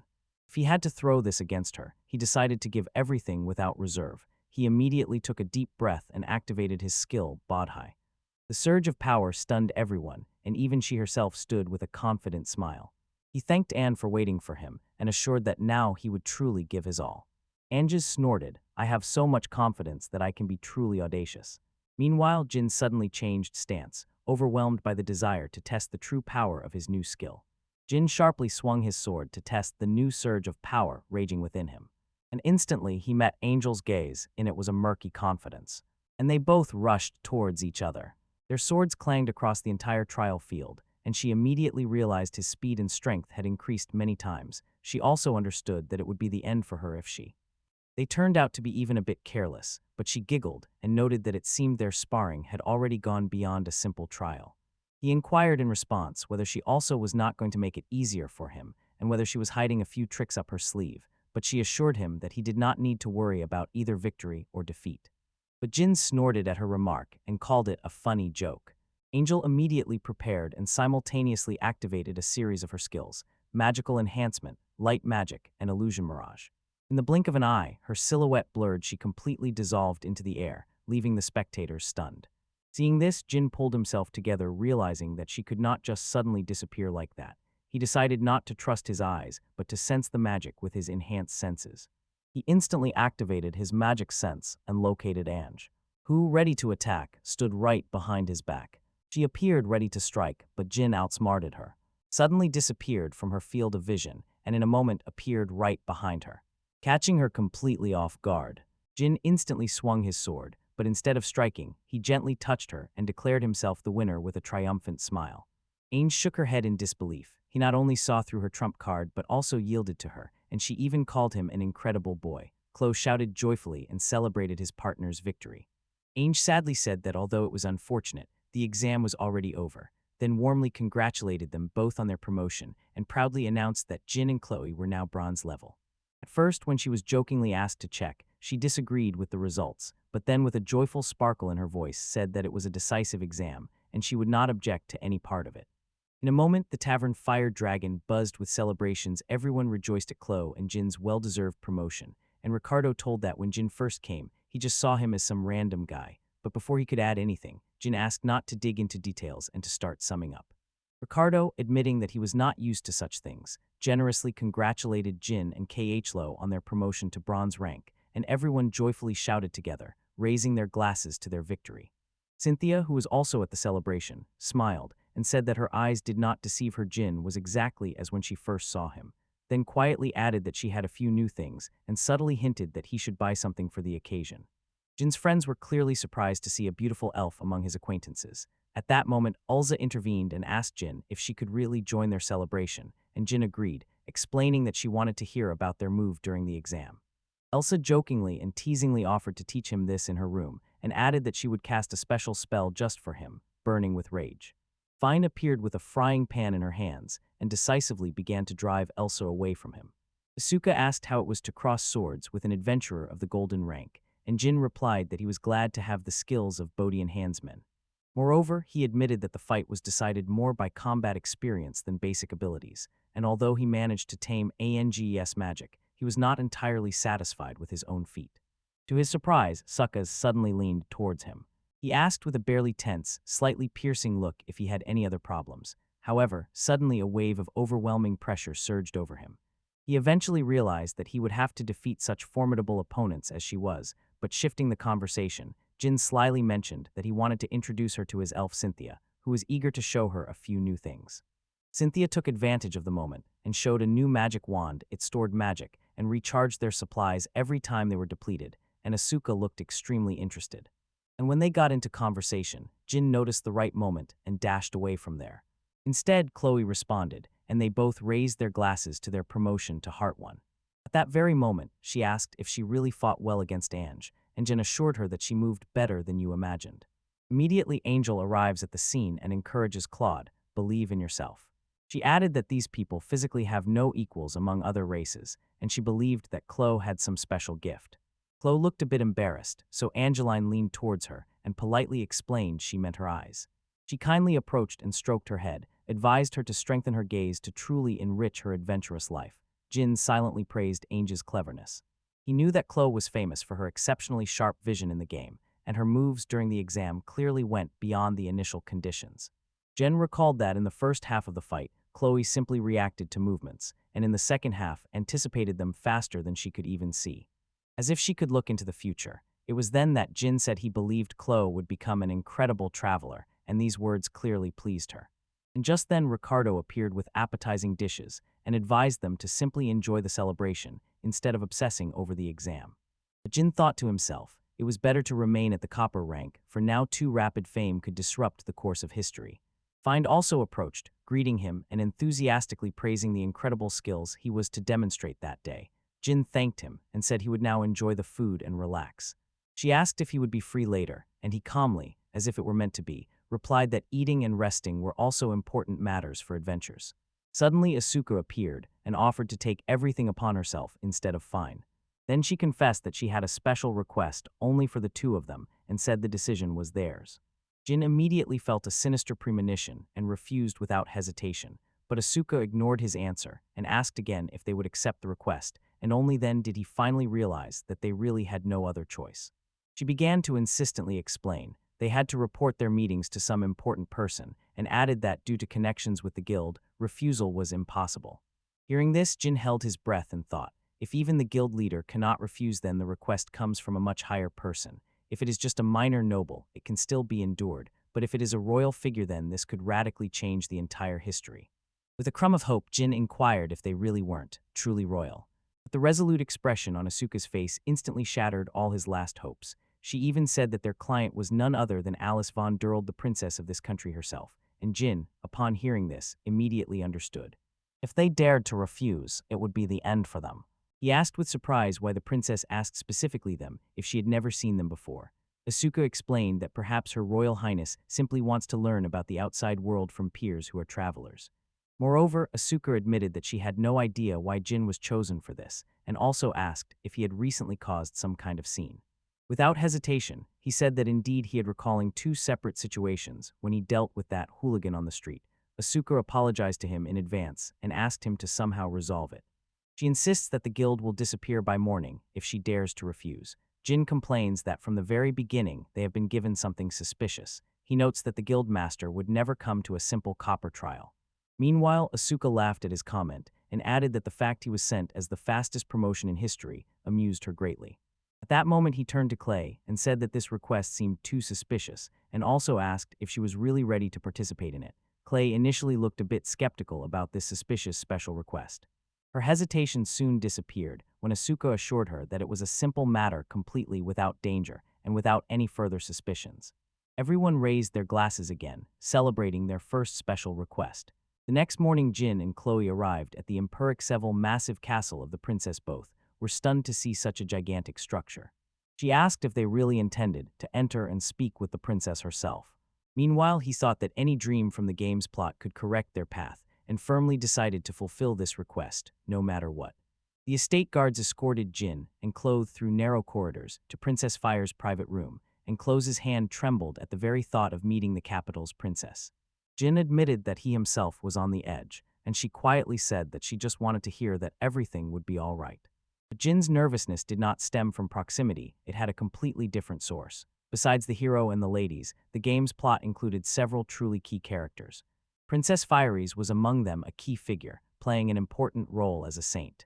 Jin decided to act cautiously and under no circumstances interfere with the established plot, but in a moment he intervened himself. They entered the private room and introduced themselves to the princess. Fire warmly greeted them, introduced herself as the princess of the Kingdom of Ground, and politely invited them to come closer. In her room, she allowed them to speak plainly.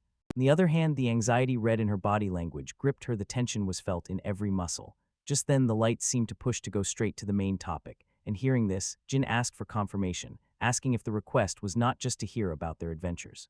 He also asked if that was really the only reason she called them. With a smug look, Fierce asked if he meant to say that she called them under false pretenses. The hero threw down as if threw down a challenge. He speaks as if he has already lost. Lem dodged the answer, everything will be decided tomorrow. Phoenix raised his hood and firmly said he would show everyone what it means to be a hero. Lem smiled warmly. He single-handedly dealt with a horde of monsters and even saved Chloe from betrayal. First of all, she said that he was once a nobleman, and his skills in swordsmanship and magic were simply captivating.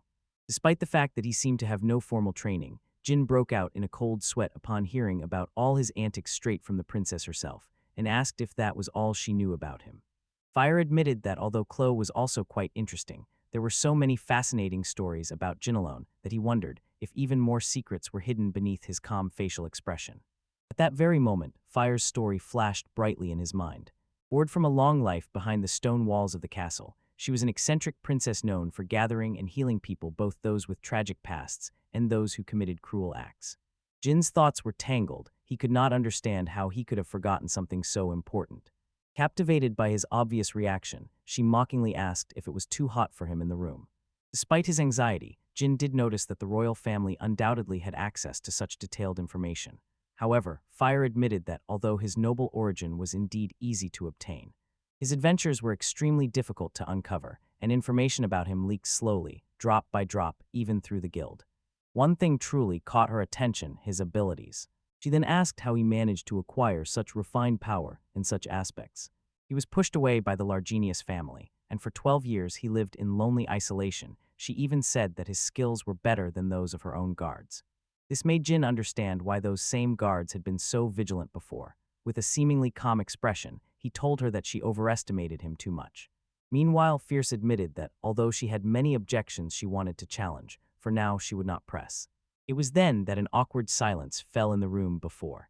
Finally, her fire relieved the tension. She boldly said that usually adventurers get so nervous that they spill all their secrets as soon as she talks to them, and Jin immediately glanced at Clot, who stood frozen with anxiety.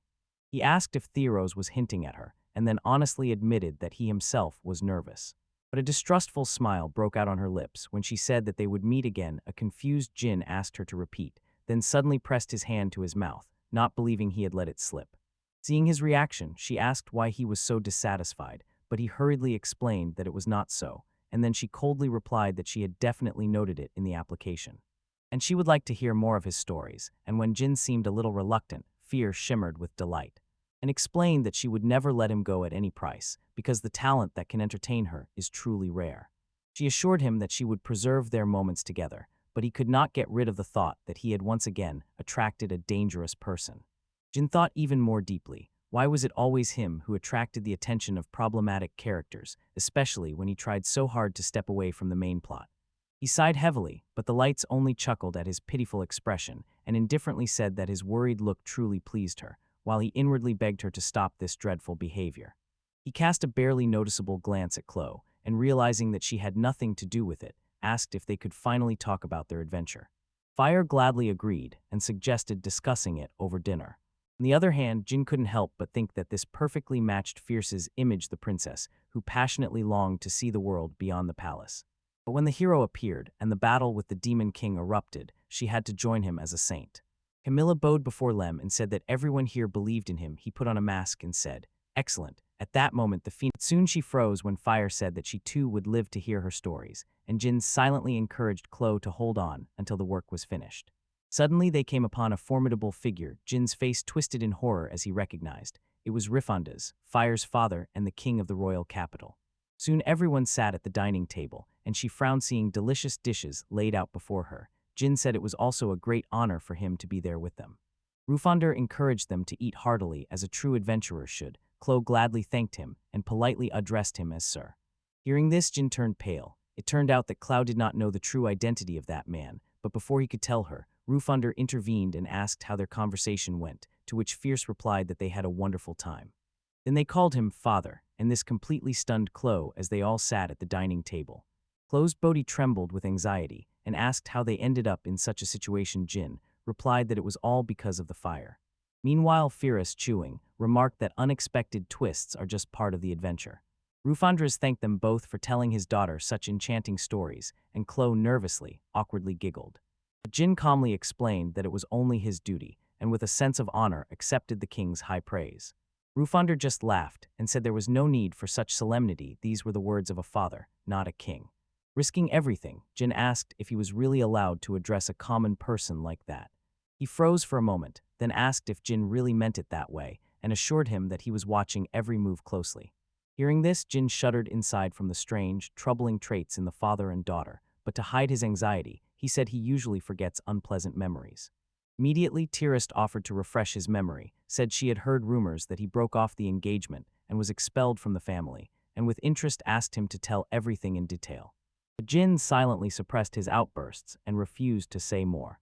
This made her shake her head in disbelief, and Rufander's laughter emphasized his behavior. He said that now he understood why Fierce was so hard on him, and added that Jin's secrecy was a bit excessive. With a dark, gloomy aura emanating from him, he said it was no wonder everyone suspected him of being against the royal family. This seemed strange to Jin, even unofficially inappropriate for a king to watch one adventurer so closely, so in the heat of the moment he said that if it were true, Princess Fires would not be here now. Immediately, the enraged guards lined up, pressing their swords right to his neck. Rufander hinted that another careless word from him could cost Jin his life. In a stern tone, he advised not to call him immature and subtly threatened that he would not hold back if Jin mentioned his daughter's name again. His face darkened, and he ordered Jin to tell everything that happened a month ago. Noticing the king's true face, Jin calmly asked if this was His Majesty's order, and Rufandras sharply replied that it was indeed an order. This time Fires really got the better of Jin, and Jin already suspected that their meeting with His Majesty on the way to lunch was far from accidental. Even lunch with the guards in the castle hinted that the guards feared them. Or maybe it was just another theatrical act to satisfy the curiosity of the fire. Jin decided it was better to just confess, that way they could leave the palace sooner, and he began to tell about his past. He said that when he turned 12, he was mistakenly accused of stealing a family treasure. This news greatly shocked Rufandras. Jin told everything that had happened to him over the past few months. After his mother's death, his life became unbearably hard, and he had no choice but to leave that palace. Hearing this tragic story, Chloe's eyes filled with tears, and she gently assured Jin that it was not his fault. He tried to calm her, saying that it was already in the past, and that leaving home eventually brought him to such good people as Chloe. Having heard everything about Jin, Rufandras got up from the table, apologized for interrupting their lunch, and said he had to go finish what was left. Before setting off, they said their goodbyes. Jin felt immense relief they had finally gotten through it. Then he turned to Firius, who did not dare to meet his gaze, and told her not to seek entertainment recklessly, emphasizing that her antics had almost led to a Jin-killed reaction from her overly protective father. He immediately read her like an open book and asked if the accidental meeting with the king was really her prank. She agreed and said she had to turn to her father for help because Jin was too secretive. Appearing guilty, she apologized for taking such steps just to learn more about him. He spoke little but firmly told her not to do that again, and she, furious, responded vaguely, simply saying she would think about his advice. Moreover, she never knew when he would start hiding something from her again. Jin seemed to sense this and asked if she really needed to know everything, since they barely knew each other. In response, Fires admitted that she planned for both of them to visit the estate from time to time, and this simply stunned Chloe. The clown awkwardly asked if they had talked about such a thing. She did not recall such a conversation, and Jin coldly remarked that she looked completely out of sorts.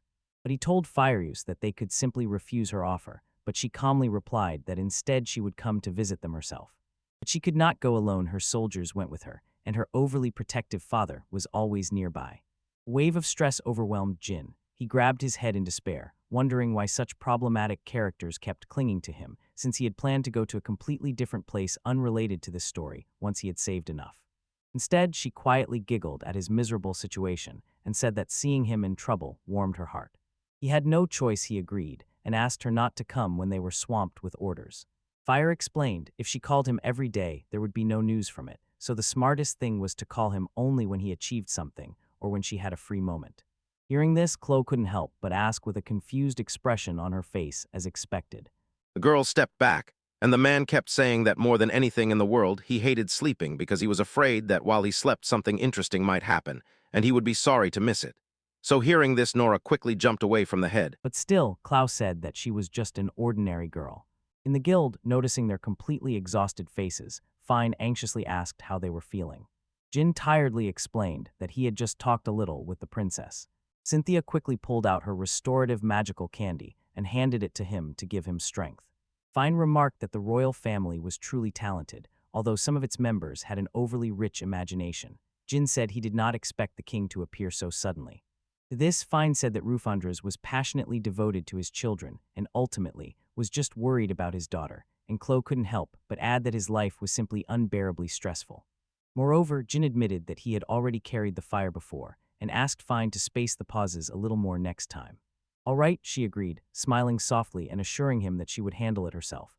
At that moment, Jin said he was completely exhausted after the journey. I wonder how much meditation could help if I tried it. And tried delicately inquired about this meditation, and Jin explained that it was a healing skill. But Fine had never heard this term before, and Jin was not surprised by his insignificance. He knew it existed only in cheap character notes, not in the actual game storyline. The meditation skill simply enhanced natural recovery. It could heal wounds even in areas where recovery did not work at all. Unfortunately, Jin had no idea how to master this skill in this world. Suddenly, Cynthia casually said that meditation would be very useful. This instantly made him jump up sharply and ask where she knew about such a skill.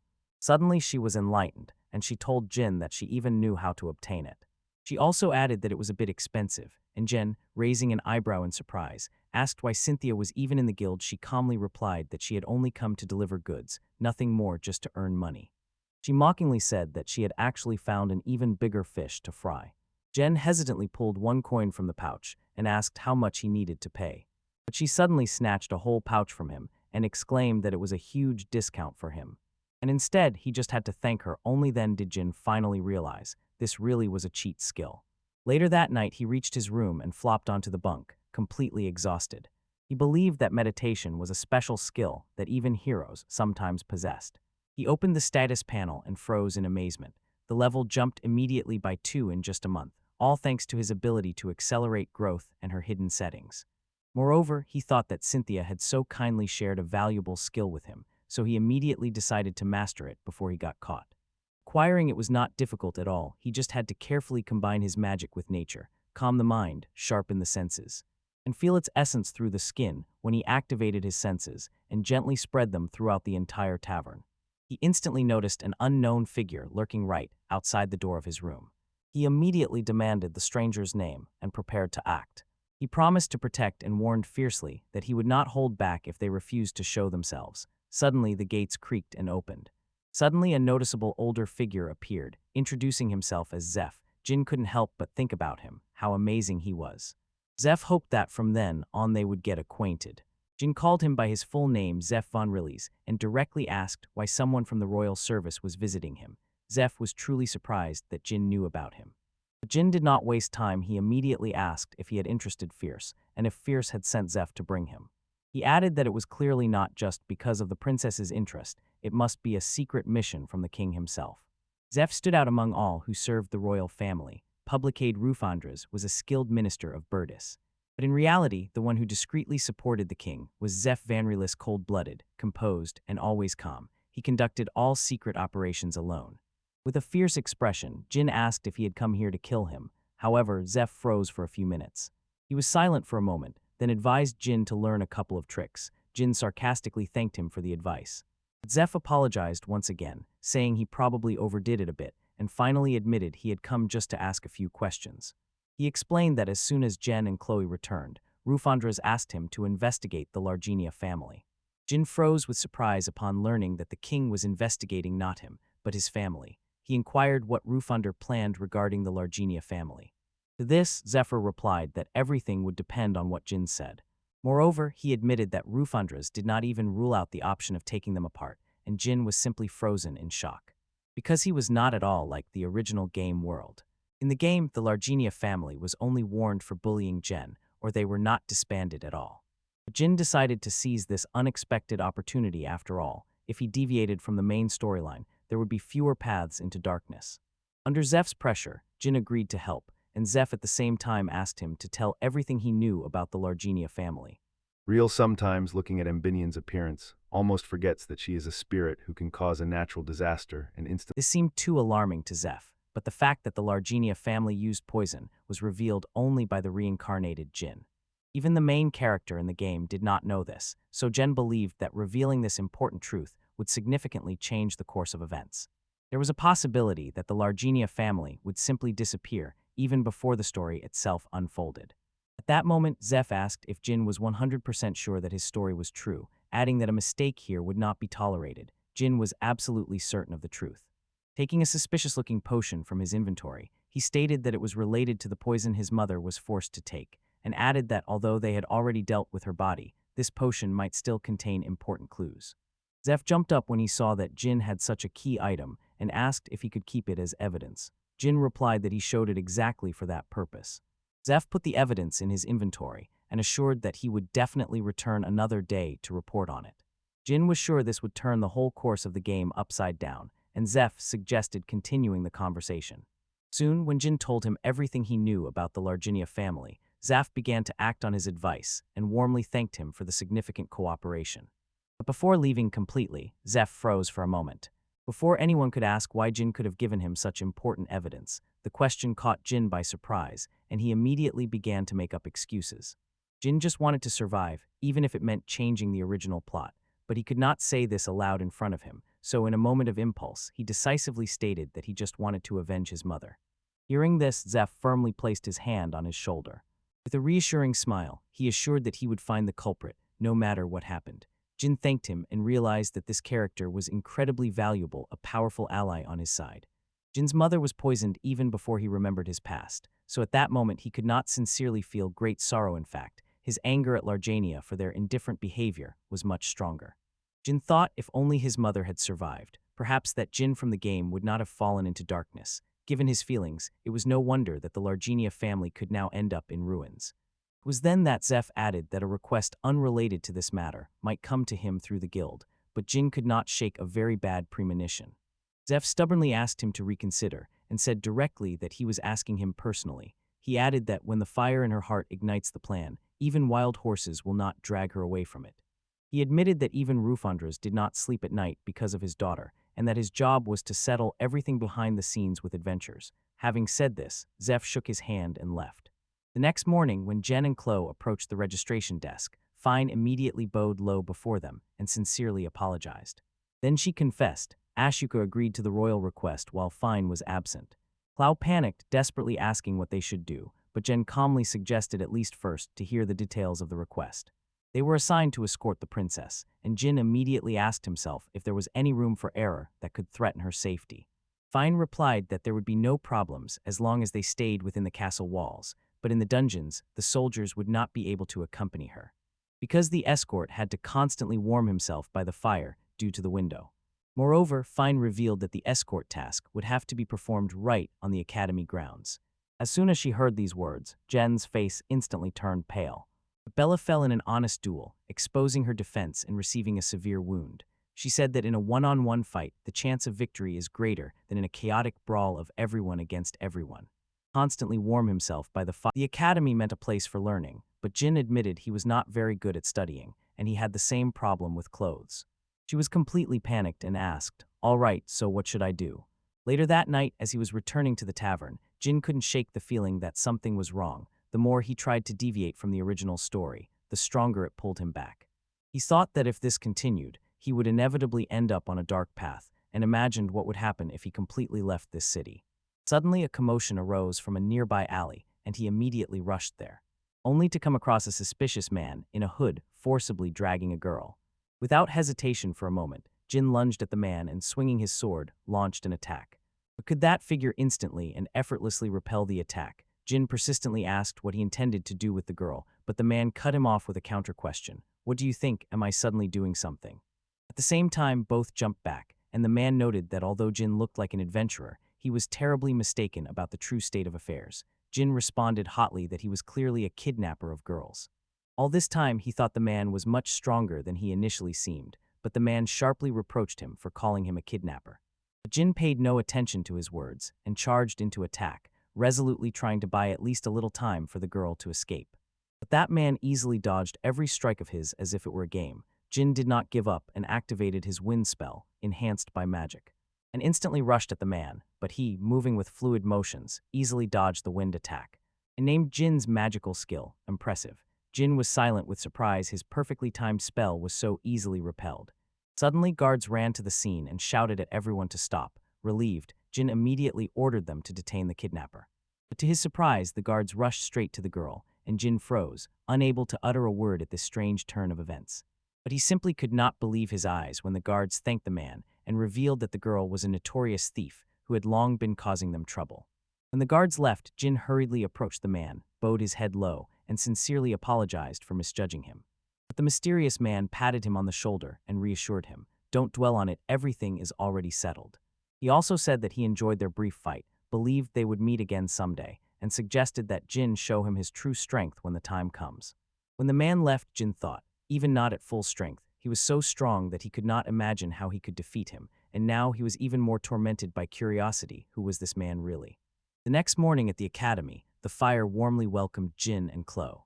Jin confidently said that their presence was indeed by royal commission. Unexpectedly, another figure appeared among the fairists and calmly asked if those two were supposedly her guards. Seeing Jin, he immediately recognized him. When Fires questioned him, he only said it was a small coincidence. Seeing that man, Jin immediately recognized him as the legendary swordsman Sword St. Julius, who in the original game plot was appointed as the hero's mentor. Fires also informed that it was Julius who would spar with the candidates for guards. This completely stunned Chloe. Jin was now certain. The more he tried to deviate from the script, the stronger the script pulled him back, because no other reason could justify meeting such an important character so early. Then Julius casually admitted that last night they had an unofficial light spar, and Virus and Clow were completely surprised. Jin could not believe it. The man in the hood he fought with just last night turned out to be Julius himself. Furs inquired about his experience with Jin, to which Julius replied that Jin was pure talent and curiously asked where she could find such a gifted adventurer. When she heard this, she noted that it was indeed rare to hear him praise someone so sincerely. Then she spoke about Chloe and said that she would be fine too. And it also turned out, Chloe was actually the daughter of the hero who saved the kingdom of beasts, and this truth simply shocked Jin. Julius was fully ready for sparring. He eagerly wanted to fight Jin and fully assess his strength, because last night Jin had not yet shown all his capabilities. Meanwhile, Chloe, trembling with obvious fear, begged him not to be cruel to her. But Julia firmly stated that he would pity Jin first. Julius jokingly asked Jin to go a little easier, especially since last night Jin did not fight at full strength, but before they could move on. She gently stopped Julius when his cloak was engulfed in flames, then turned to Jin and told him that there was someone else she wanted to introduce him to. She said it was none other than the daughter of Duke Rufios, and winked, asking if Jin fully understood her hint. She said that digging into the Largenius family affair, Zeph allegedly ran into a misunderstanding with the Rufios' house and got a bit too involved, and Jin couldn't help but think to himself, Zeph likes to meddle in various matters. Jin knew perfectly well that only one young lady from the Duke of Rufios' house had any relation to him. Although he desperately wanted to refuse, he had to act cautiously and avoid direct confrontation with the influential Rufio family. Moreover, he could not understand why Kleeser was constantly being led to all these important characters from the game, and on top of that, the person he was meeting at that very moment was the character he cared about the most. If such a person appeared right before him, he would inevitably simply go crazy with admiration. It was none other than his former fiancée, Flora von Rufios. Just glancing at her, he immediately blushed and could not hold back the flush.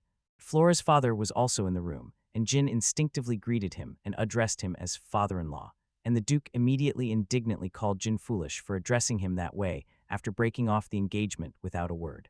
Jin apologized, but the Duke coldly waved it off, saying he had already heard most of this story.